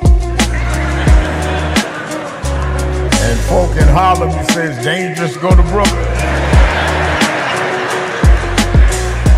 Now, to 135th Street, and I sat right back there, and Adam Clayton Powell walked down this platform. And I remember after the church, in those days, Johnson, the pastor's study was right inside with the plexiglass, and I knocked on the door, and I told the secretary I wanted to meet Reverend Powell. She looked down this little 11-year-old boy. She said, "Really?" She said, "Who did I say?" I said, "Reverend Al Sharpton." That power means dignity. Means we're gonna walk side by side with you, or through you. We're gonna be with dignity and integrity. We don't want any more than you have, and we're not gonna accept any less than you have. That's my thought.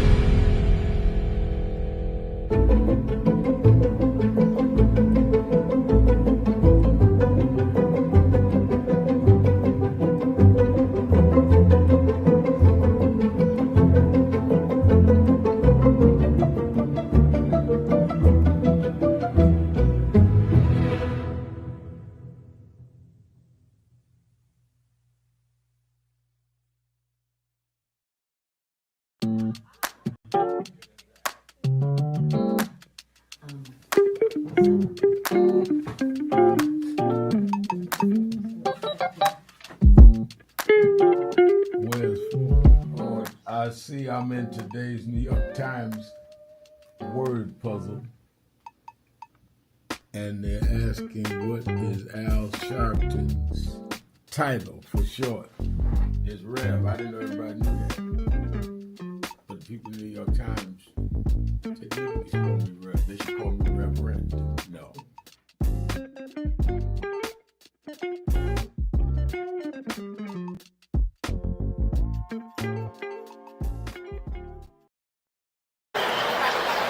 With respect to black culture, there is one person who has been doing this for decades.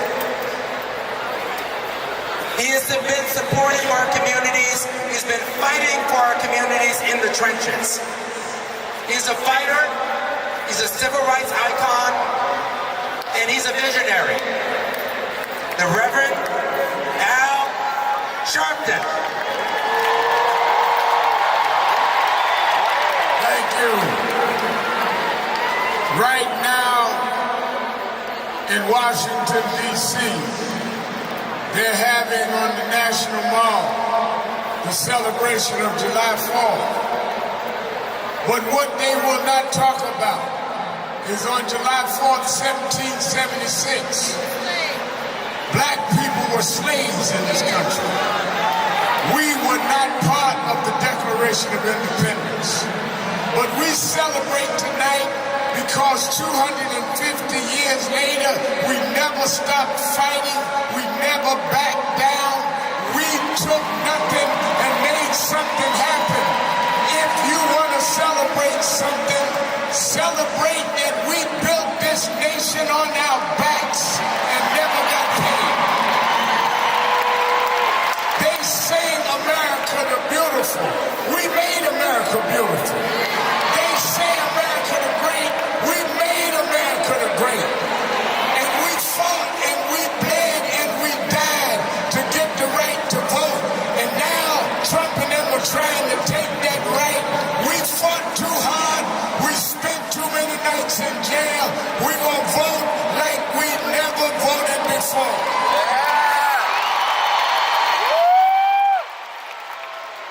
Today, a group called the Patriots marched in Washington with Confederate flags. Well, on August 28th, Martin Luther King III and I are having a march in Washington on the day his father gave the I Have a Dream speech. I want everybody to be there. We're going to stand up and show the dignity of our people. We're going to show that we are going to never back down. We won't bend, buckle, no matter what they do in the Supreme Court. We're going to win in the court of opinion. And let me say this. Don't take for granted that you're here tonight. They tried to, in every way they could, criticize Essex, criticize Rich Lou Dennis, but they don't understand that the harder you hit us, the harder we fight back. We're the children of people that took nothing and made something happen. You can't beat us down. You can't turn us around. We will be the essence of what happens in our culture. Lastly, I've been at every Essence Festival since 1995. I came that year with my mentor, and we spoke. Well, he died in February of this year, but I want to continue what he taught us, because even when times look bad, even when they look dark, I remember what my mentor taught me, Reverend Jesse Jackson. He said, keep hope alive. Even if you can't figure it out, keep hope alive. Even if it doesn't look like you can make it, keep hope alive. In memory of Jesse Jackson, say that with me tonight. Let him know on July 4th from New Orleans, keep hope alive. Keep hope alive. Keep hope alive. Keep hope alive. Keep hope alive. Keep hope alive. Keep hope alive. Keep hope alive. Thank you. God bless you. Thank you. Make some noise for the legend. part of the Democratic Party's perception problem is that they are more democratic than the Republican. The Republicans kind of like stay in line, where the Democrats do tend to have more internal debate and allow other voices to be heard. So in whatever mild defense I would give of them, even though I want them to be fighters more and stand for something, I would say the fact that you are allowed to dissent in the Democratic Party, you're not allowed to dissent in the Republican Party, so the Republicans get everybody that agrees with them going positive, whereas it dilutes the Democrats' support because one day you're mad, one day you're not mad at your own party because you're allowed to express that more.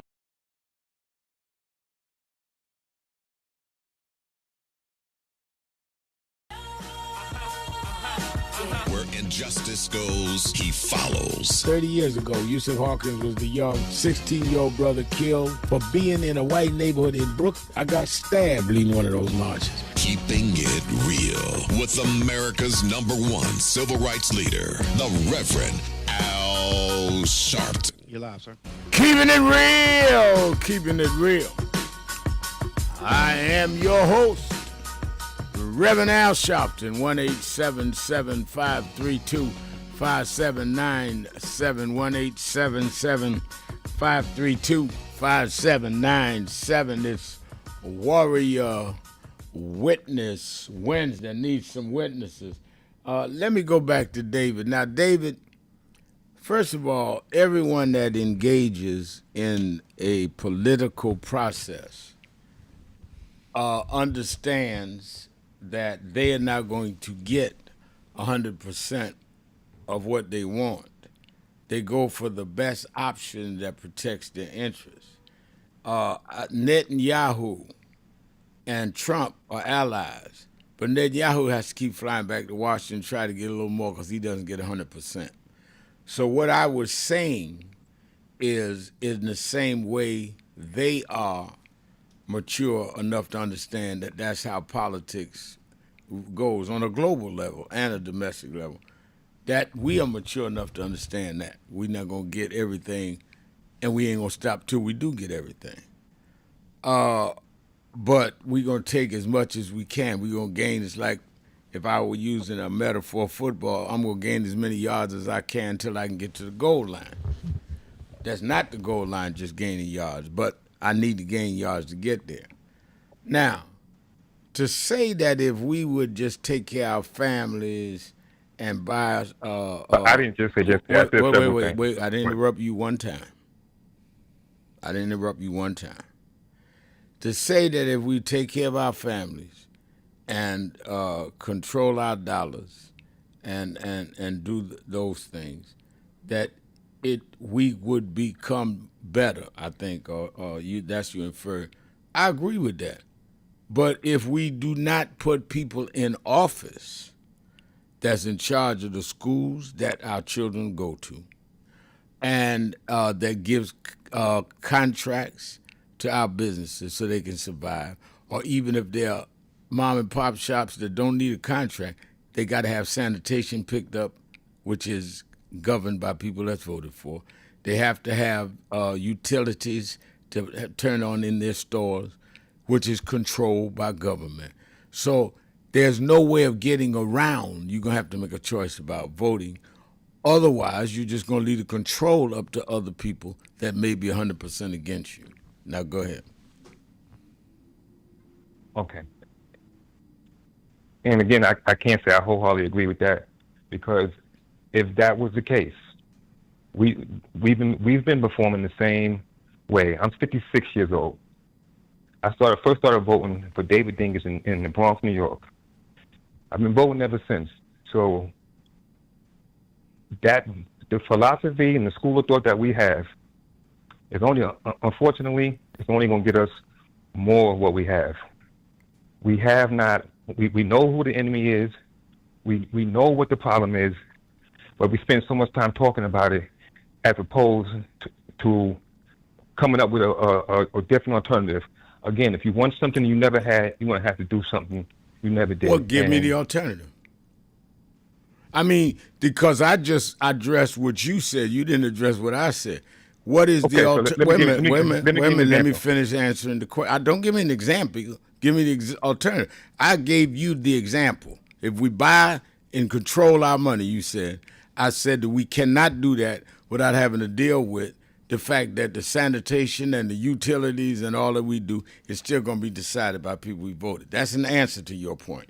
I answered you about if we stay with our families, the schools they go to is controlled by that. So answer me then, what's the alternative then to our kids going to school and our having businesses that is not going to have to intersect with those that are in charge of a city? What's the answer?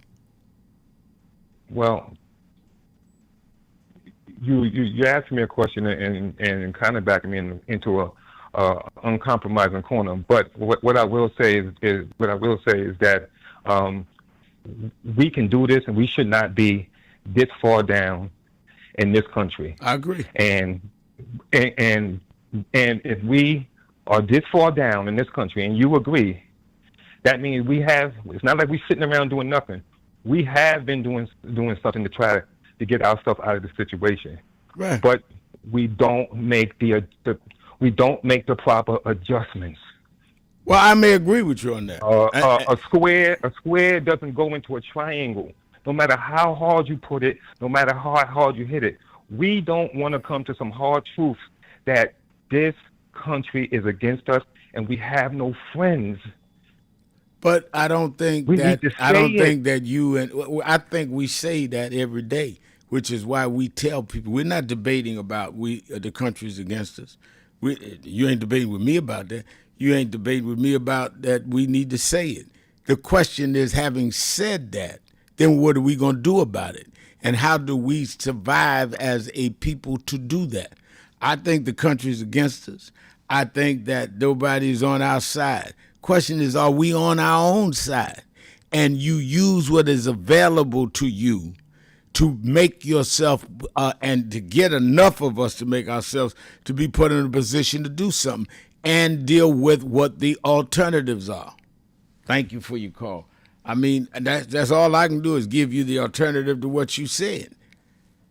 Spencer in South Carolina, you're keeping it real with Al Sharpton. Hello, Al. I'm glad I was listening to the brief talk that you guys just was doing. There's a question I want to ask you, because when you get through with hearing what I'm saying and then you answer me, I think I'll feel a little better. But watch this. Here the question comes. When Trump get the military to control the public so he'll stay in office, what do the government supposed to do? That's my question. Because he's sure going to do it. When Trump gets the military to do what?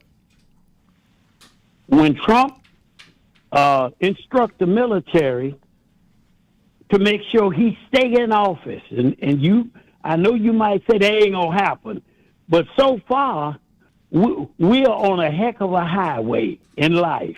Yeah, but I think that only way you can answer that is who's going to be in charge of the government at that time. For example, if you're saying that if he orders the military to stop the election this year, where he's not up, by the way, the governors and the states run the state's elections. We force the governors in each state to go forward with the elections. And you can go to court and get that done.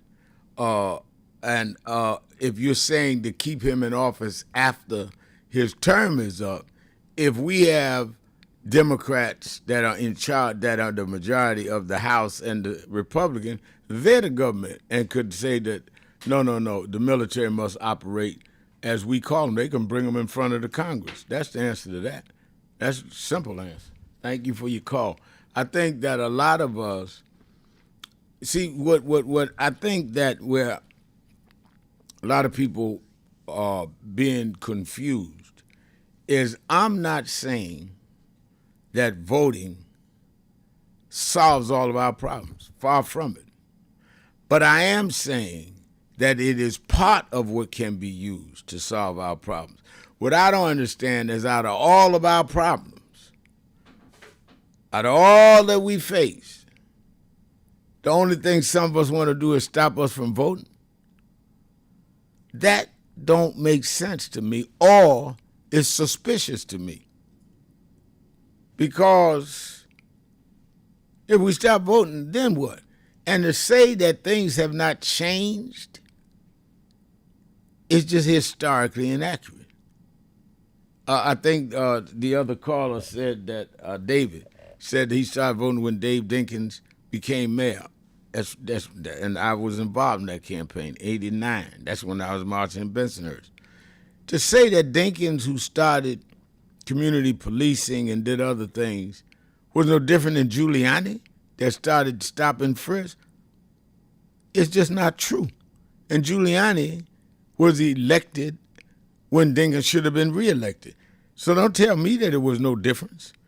And Giuliani did 8 years and had stop and frisk and caused a lot of damage in New York that Dinkins would not have done and did not do. And then after Giuliani, we got 12 years of Bloomberg. Then we got de Blasio, who undid some of what they had done. So let's not act like Biden and Harris in the White House was the same thing as Trump. I mean, make it make sense. You could say you wanted more. I wanted more.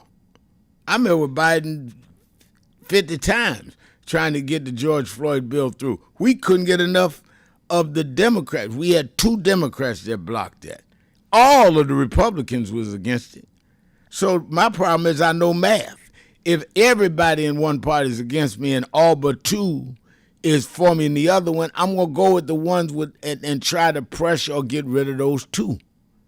But I'm not going to say it's abracadabra, I want it all or none, because then people have the right to say, maybe you don't really want it all, because you know you don't get all of nothing.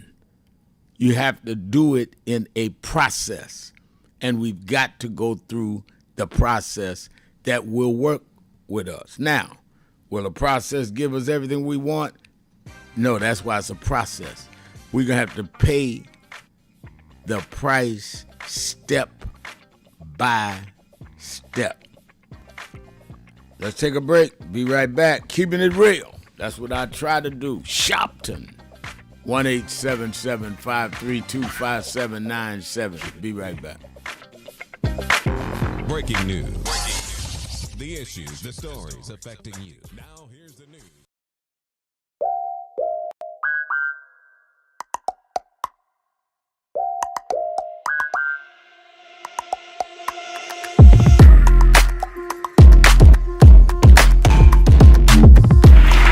Is a house of justice.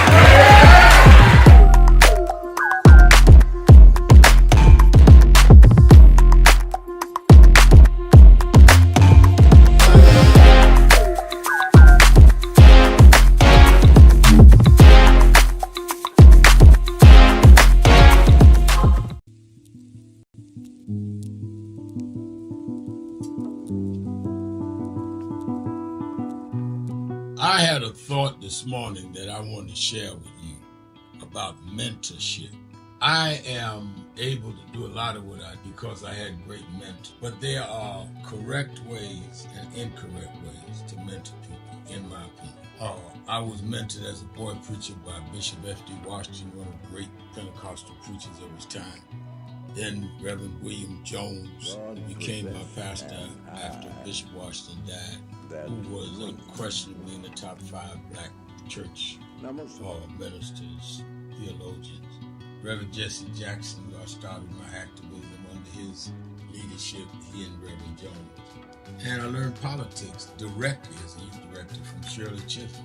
So even though I didn't finish college, I had the most unique education in the world from being exposed to giants. But the one thing I learned is as I grew older and people started coming younger than me and wanted me to teach and mentor them, the magic of the mentors I had is they did not want me to be their clone. They wanted me to learn things from them and use my own gifts and talents in my own unique way. and let me do things on my own, because they knew that if I flopped in some things, it would teach me for the other things. They'll come and help me once I was down, but they were not going to have me avoid being down. And they were not going to impose themselves on me. Why am I saying that? Because too many mentors want clones, and too many mentees want their mentors to put them on a pedestal. Oh, so-and-so didn't do this for me. Oh, so-and-so didn't open doors for me. If they got to open doors for you, it may mean that they knew you weren't ready to go through those doors. Their job is to prepare you. Your job is to develop your own skills, your own unique ways. And I don't care if it's my daughters, who both have come into their own, or anyone else. I'm not a talent agent. I did not form National Action Network to give people their step up. I formed it to fight for justice for everybody. If talented people get in, it's my job to invest and give them a platform. It's their job to get on the platform and perform and show their ability. Sitting with me today in the office as I talk about it is one of my mentees, Reverend Stephen Marshall. Now, Stephen, you just came around us when you were how old? 11 years old. 11 years old. You just turned 40 and now you're called to the ministry? Yes, sir. And what do you do in National Action Network? I formulate policies, lead in various regions, but most importantly, I senior advisor you on all things from social justice strategies, politics, intergovernmental affairs, you name it, community organizing, all of that stuff. And I could go through scores of others. My daughter started Huddle. They got Huddles now, which is for young people to meet once a week all over the country. I just saw the video from the Las Vegas National Action Network chapter. Now, when you decided to preach, did I ever tell you to become a preacher? Not one time. Who called you to preach? The Lord. All right. And did I say go to this school or that school? No, sir. Did I open this door, that door? Did I tell you be ready when the doors open? Always be ready and prepared. And that's what I'm saying. Get you some young people than you that you can help along the way. But don't be their talent agent. Their talent must speak for themselves. And anybody that grumbles with you about so-and-so didn't do something for them, maybe it's because they didn't feel you were ready, or that they felt if they did it, you wouldn't do it on your own. But we all don't live forever. I want the next generation to speak of me, of National Action Network, and others. The way I speak of Reverend Jones and Bishop Washington and Shirley Chisholm and Reverend Jackson. But I just don't want young people to feel that somebody ought to give them the reins of leadership or give them the reins of business or whatever it is you're in. You need to learn from their journey, get the pearls of wisdom from them, but don't have them do for you, because then it means you can't do it for yourself.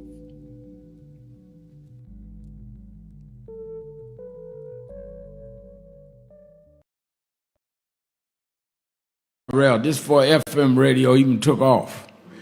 And Hank Span said to me, he said, Reverend, I was doing a show there with him with Reverend Jerry West out of Church of God in Christ. And he said, Reverend, he said, I know your youth group. And I was about, at the time he called me, I was about 16 to 17. He said, did you have a young guy in your youth group named Teddy? I said, yeah. He said, yeah, well, I got unfortunate news. I said, what happened? He said, Teddy was with some other guys, and they were driving near Albany, New York, got into a car accident, and Teddy is dead. I said, no. I said, he came to our meetings. We used to have little youth movement meetings out in Brownsville, and I think he was from down south. He said, yeah, that's right. That's why I called you. I said, why? He said, well, his father wants to do a memorial for him. And I told him he should do it for you and donate the money to y'all. I said, well, you can't raise an offering at a memorial. He said, no, I ain't talking about an offering. We talking about him doing a concert. I said, a concert? He said, yeah. I said, well, what are you talking about? He said, you didn't know who Teddy's father is? I said, no. He said, his father's the godfather of Soul James Brown. That's how I met James Brown. And James Brown came and did 2 shows at the RKO Albee Theater. That's now the Albee Mall. and gave the money to us in the name of his son. He and I developed a relationship over the years. He would bring me out. I think he saw the son he lost, and I saw the father that I didn't even know where my father was at that time. So I'm in my 20s now, and I went down to see James Brown. By then I was an activist, and people knew me. My youth group had become known. And I used to go down and see him back and forward. And I was in his office in Augusta one day, and I said to him, Kadia, I said, you know, Mr. Brown, we're trying to get a national holiday for Dr. King. And I said, you ought to support us. Stevie Wonder's out there with Mrs. King trying. He said, I ain't got a march. I can talk to the president. He hit the intercom and told the secretary, get the White House on the phone. And I said to myself, yeah, right. And we went on, took me out to lunch with his entourage. We come back about 5:30 that evening in his office. Secretary hit the intercom and said, the White House is on line 9. So I'm like, really? And he got on and he said, I want to talk to the president about making Dr. King's birthday holiday. And whatever they said they would get back with him. Later that evening, before we left his office, they called back and said, January 15th, Mr. Brown, President Reagan will meet with you. So he hung up the phone and he looked at me like, okay, now, who is the Godfather? He said, they bring me to the White House to meet with Reagan about Dr. King's holiday. And January 15th is Dr. King's birthday. And he said, I'm going to take you with me. I said, really? He said, yeah. So about a day or two before the January 15th, his secretary called me and said that got a ticket at the airport. Mr. Brown wants you to fly down. Keeping it real. Keeping it real. Fly down, I can meet him in Washington. I'm your host, Reverend Al Sharpton, and we're back. 1-877-532-5797. Witness, Warrior Witness Wednesday.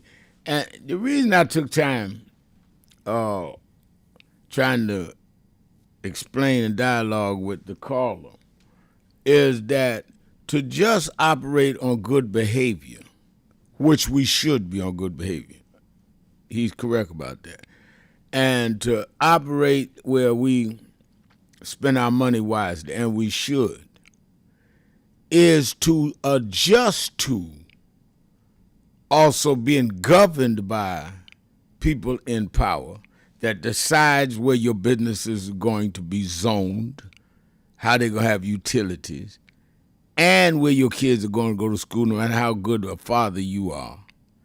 So you can't accommodate them being in power at your mercy.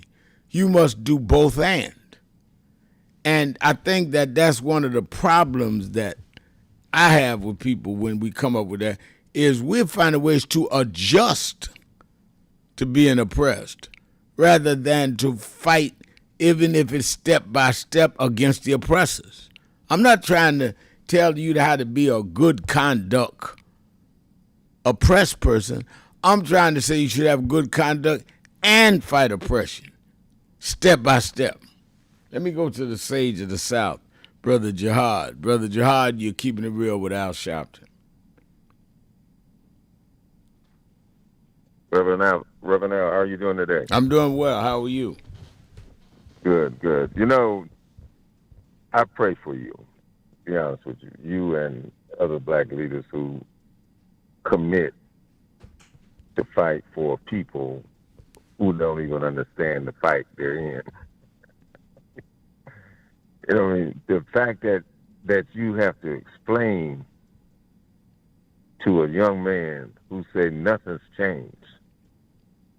You know, I wish we had that little time capsule where we could put him back in 1963 in Selma, Alabama. Yeah. You know what I mean? And where we can put them back in history so that they can be there when these experiences happen and then come back and say nothing's changed. You know what I mean? Just the fact that you have, I mean, it boggles my mind that you have to even explain that. Because that's basic, Reverend Al. Right. Now, then on top of explaining that, now you got to convince them to get up and do something. It's mind-boggling. Yeah. You know what I mean? And most of the time, people who say that ain't doing nothing but benefiting from your and other people's and our struggle, from those people who step out here and lose their lives and lose their jobs and sacrifice time with their families and all this and that, and then 2026 Negroes saying nothing changed. Right. It's crazy. Why would these people spend millions of dollars for a job that don't pay nothing? Right. You know, Congress people, they don't make no whole bunch of money. No. You know what I mean? But city council people and stuff, they don't make no whole bunch. Why are these people fighting so hard for this position if that position didn't have a value and wasn't doing something? And then why do Republicans fight Republicans to get to be the Republican that get in the position? That's right. That's right. This is the simple part I'm saying when I'm saying how disconnected we are. You know what I mean? We're under an illusion of being in a system, of being somewhere where we have no obstacles and no opposition. Life itself had to fight to get here, Reverend Al. That's right. That's right. You know what I mean? So somewhere along the line, you know what I mean, we got to be educated even on that aspect of it. And really, if they just look at their own individual experience, they saw obstacles in going to school, learning, you know what I mean, living in the family, neighborhood. Everything wasn't perfect in that situation. You know what I mean? You meet obstacles, and then you try to gain knowledge to fight the obstacles. And then you also must have patience and persevere, so you develop patience to fight the obstacle, knowing that it's not going to happen overnight. So where's this miracle world they keep talking about? Yeah. Well, it should be this way. They should do this. They should do that. Well, you have people who are trying to stop your movement. And as you say, spending millions of dollars. But you know what comes to mind? You know what comes to mind? I don't call you sage for just be saying that, because you raised some wise thoughts. If you went back, whoever the caller was, and asked your granddaddy, is my life where I can go wherever I want to go, to do what I want to do to a certain degree? Right. Is my life any different than yours? And your granddaddy who had to sit in the back of the bus, who had to walk in the gutter when white folks walked on the curb, on and on and on, couldn't go say, would ask you, grandson, are you out of your mind? I mean, it's an insult. Forget Al Sharpton, forget Jihad. It's an insult to your own grandparents to say nothing changed. That's total insult. You know what I mean? I have some friends that say, well, we still in slavery. And he's driving down the street in a nice car, getting ready to go wherever he want to go. You know, you're going to the nice restaurant, he telling me that we in slavery.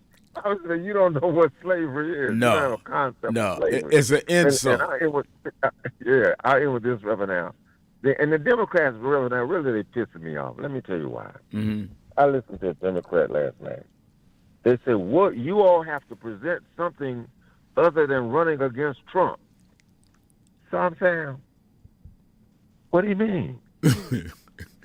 Because we're not running against Trump body. Right. We're running against Trump policy. That's right. So for them to convince you that you running against Trump, the person, and not his policy, if all we had to do was deal with that old man body, we wouldn't even be no issue. Right. So for the Democrats not to be able to explain that when we say we're running against Trump, we're running against the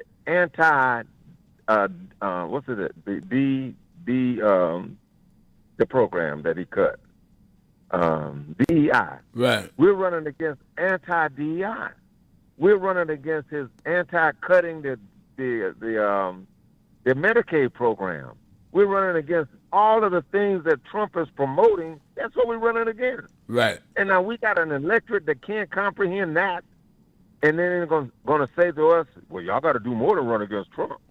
That's why we running against Trump. Right, exactly right. And that part, and we did. Yeah. That's why we got him out with Biden. And some of the same cynics that say voting don't change nothing is why we got some more Trump. That's exactly the problem. Exactly why.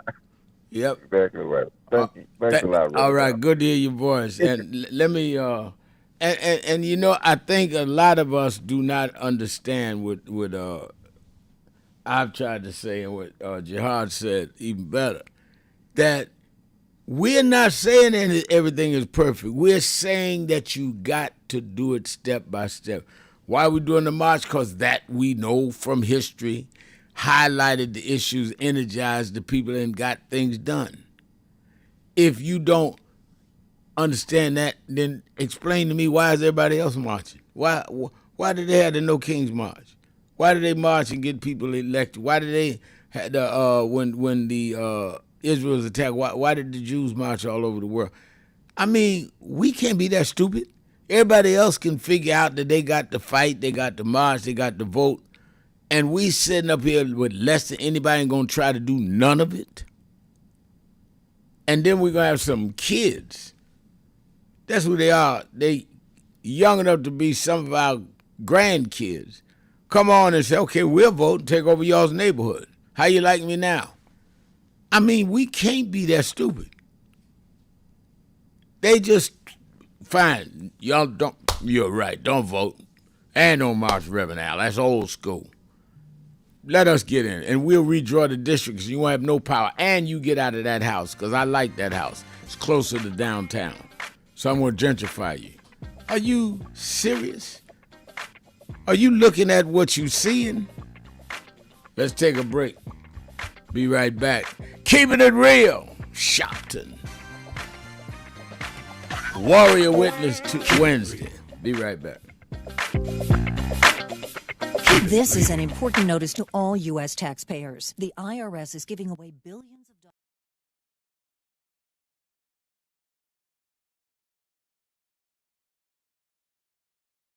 Part of the Democratic Party's perception problem is that they are more democratic than the Republican. The Republicans kind of like stay in line, where the Democrats do tend to have more internal debate and allow other voices to be heard. So in whatever mild defense I would give of them, even though I want them to be fighters more and stand for something, I would say the fact that you are allowed to dissent in the Democratic Party.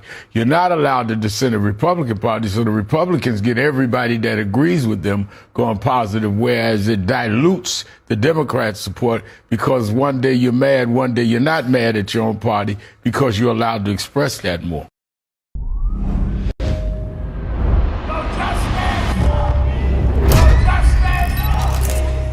62 years ago today, Martin marched in Washington. 62 years later, the dream is not dead.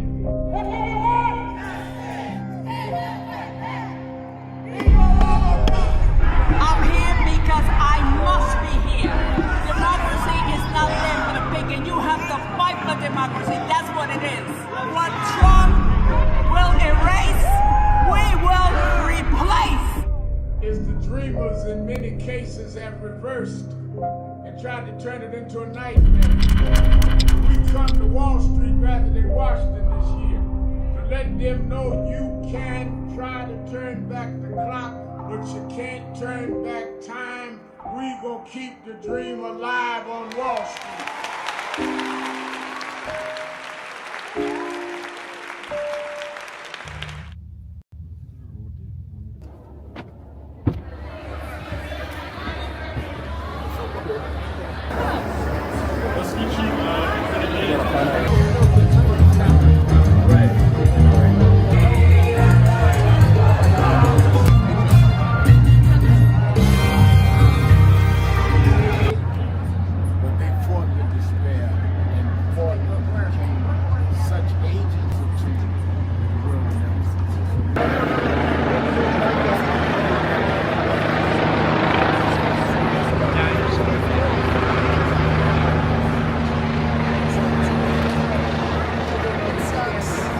I'm surprised to see you here. Kathy Burns. Yeah, Kathy Burns. How are you? And my lovely wife, Lisa.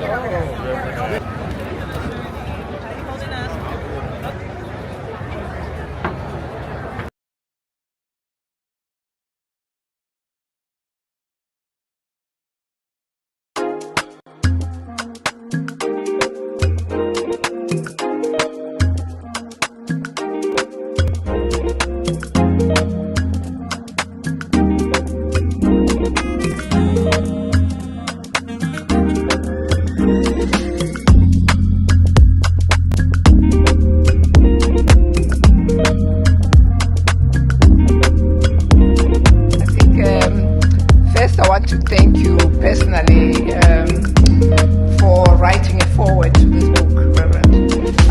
I wanted to write a book that was different from the many books that have been written about my dad, which I'm ordinary.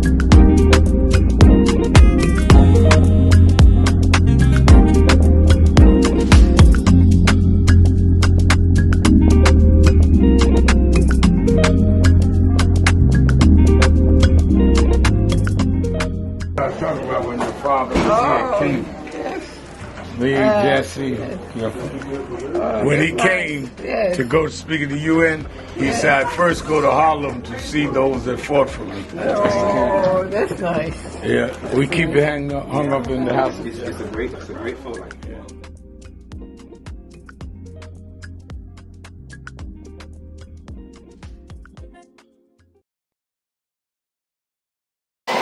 I've been in the area since Festival, since 1995. I came that year with my mentor, and we spoke.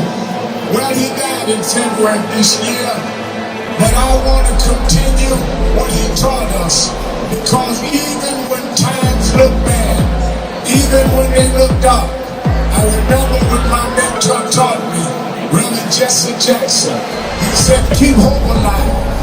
Even if you can't figure it out, keep hope alive. Even if it doesn't look like you can make it, keep hope alive. In memory of Jesse Jackson, say that with me tonight. Let him know on July 4th from New Orleans, keep hope alive. Keep hope alive. Keep hope alive. Keep hope alive. Keep hope alive. Keep hope alive.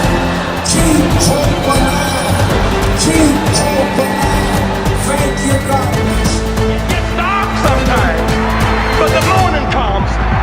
Don't you surrender. Suffering breeds character. Character breeds faith. In the end, faith will not disappoint. You must not surrender. You may or may not get there, but just know that you're qualified and you hold on and hold out. We must never surrender. America will get better and better. Keep hope alive. Keep hope alive. Keep hope alive. On tomorrow night and beyond. Keep hope alive. I love you very much. I love you very much.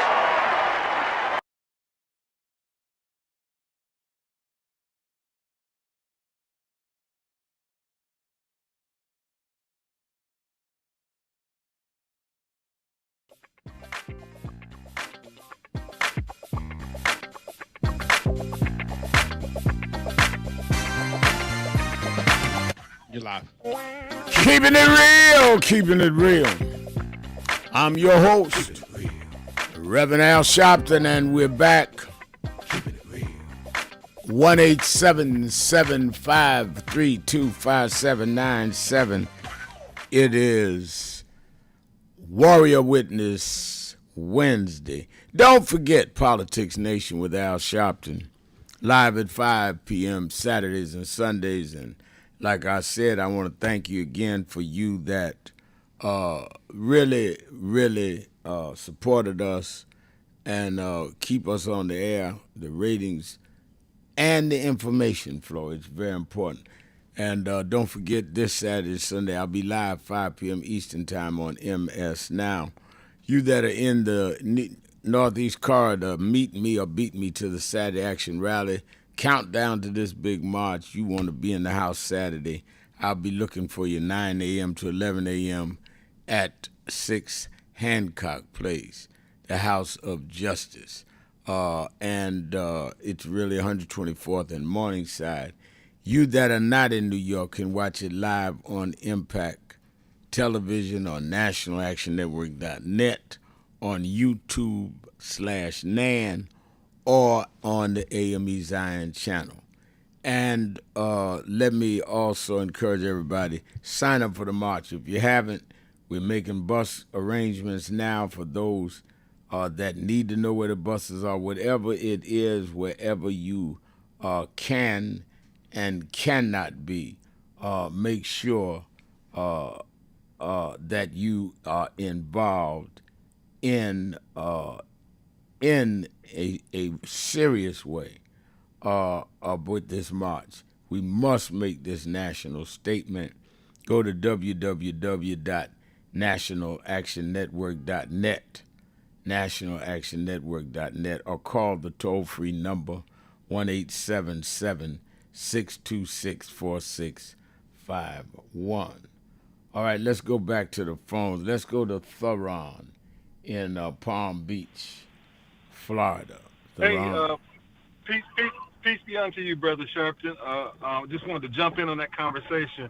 You know, you talked about how the struggles take places, and how as black people back in the lateral days in the 60s and 50s, how blacks fought. Even farther back then, they've always fought.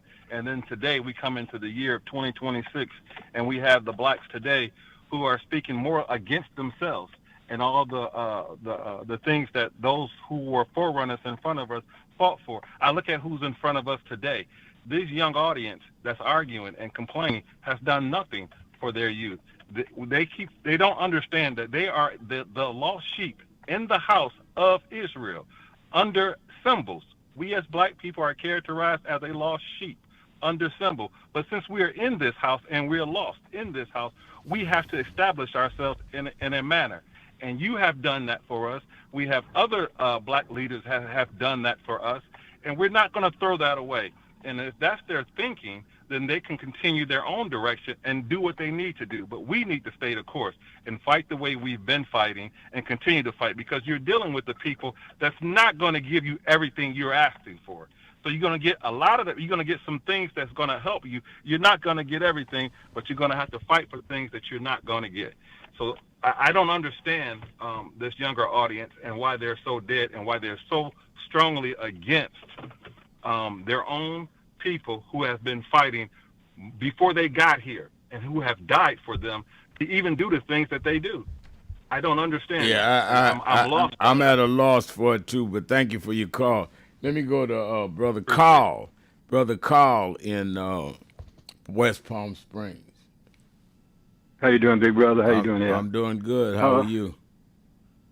I'm thankful to the Creator. You know, when I think about, I came a little bit before we integrated, and I can remember when I walked down Ashley Street in Jacksonville. I came to Harlem and walked down 125th of Chicago and different places. We had different things that reminded us of the reality of life.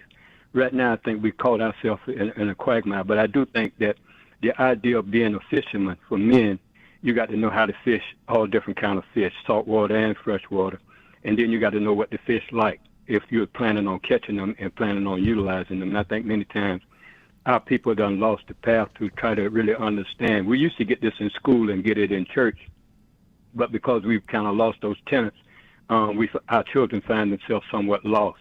So I don't talk against them. I just try to guide them and share with them some of the intricate things. Because like when I think about it, you have to put all fractions together in order to get a whole. And when you're putting fractions together, most of the time we don't like mathematics. so we don't understand the human mathematical equation. And I just hope and pray that we will continue to encourage our little brothers and sisters and our elderly as we continue to try to forge our way towards some kind of meaningful success. And what it forced me to think about it, I remember when we used to have the phonograph where you had to wind it up. And then my dad and them moved. They bought the 45s and the 78s. And then we went to the 8-track, and we went to the cassette, the CD, and then the laser. But then it was all about moving sound. And many times we don't understand the changes in the sounds, but it's important that we do. And I'm still waiting on you here in Florida, man. Whenever you get the chance. All right, thank you for your call. And I think that he raises a very important point. And I'm looking at Kevin Powell saying on the message board a similar point. He says, Reverend Sharpton, when Hurricane Katrina caused death and destruction in New Orleans, Kanye West said publicly the former President George Bush doesn't care about black people. But today you hear nothing but silence from him when it comes to Donald Trump. In fact, he met with Donald Trump during the first term. But the point I get out of that, Kevin, I'm so glad you raised it, is if you did everything right, took care of your family, obeyed everything in terms of you didn't shop nowhere, spend your money but nowhere with your own people, and you lived in New Orleans, that wouldn't have meant nothing when Hurricane Katrina came. You'd have been flooded out. And who is in charge of government decided the levees and decide what to do once you have been flooded out. So, I mean, we can't operate like we're in a vacuum. The people in Tulsa, Oklahoma, that were massacred, they would take care of their families. They had built a black, self-sufficient city. But they were in their part of the city, and when the people came to massacre them, they didn't control or have any influence in the police or law enforcement to protect themselves. So if you just want to use early African-American history with the Tulsa massacre or go all the way to Katrina, it shows you got to be involved in some politics, because no matter what you establish, if those in power are antithetical to your interests or don't care about you, it could be wiped out with a hurricane or a massacre, and ain't nothing you can do about it. It is just that simple.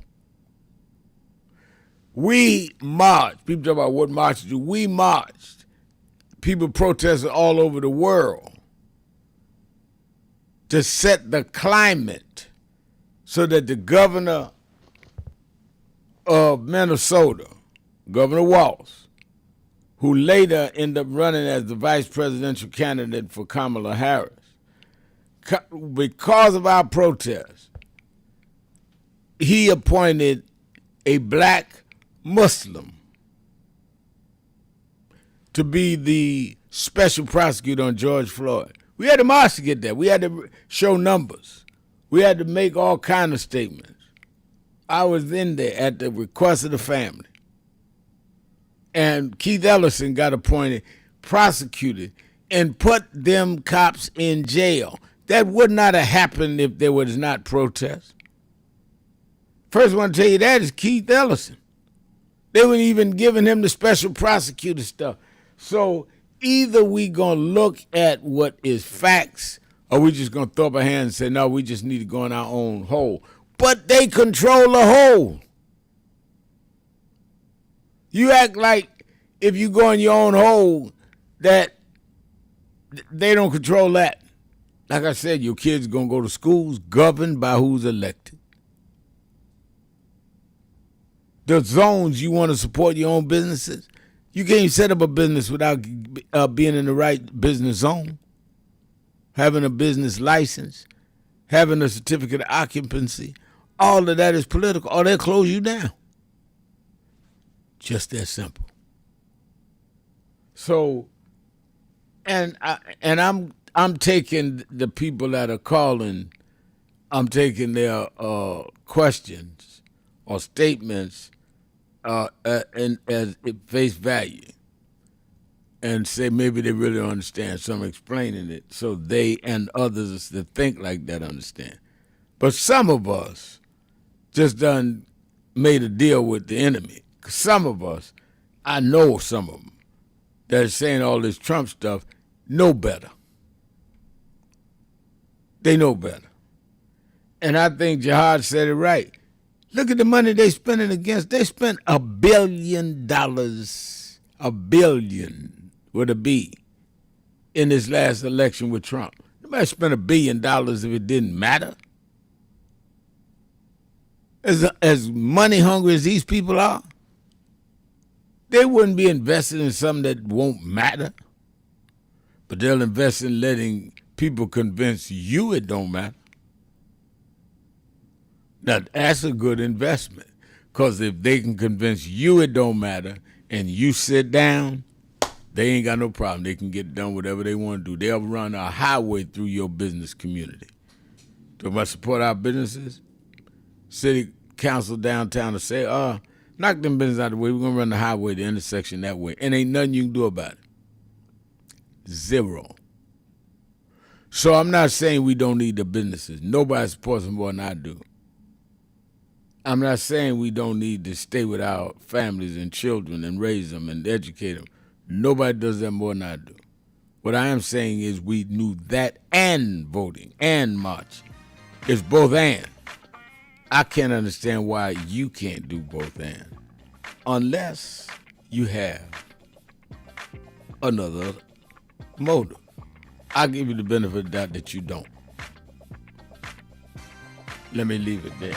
Let me thank all of you that called in, listening, you that called in and couldn't get through on this Warrior Witness Wednesday. Remember, whatever you do, wherever you go, however you feel, tell somebody, tell anybody, tell everybody.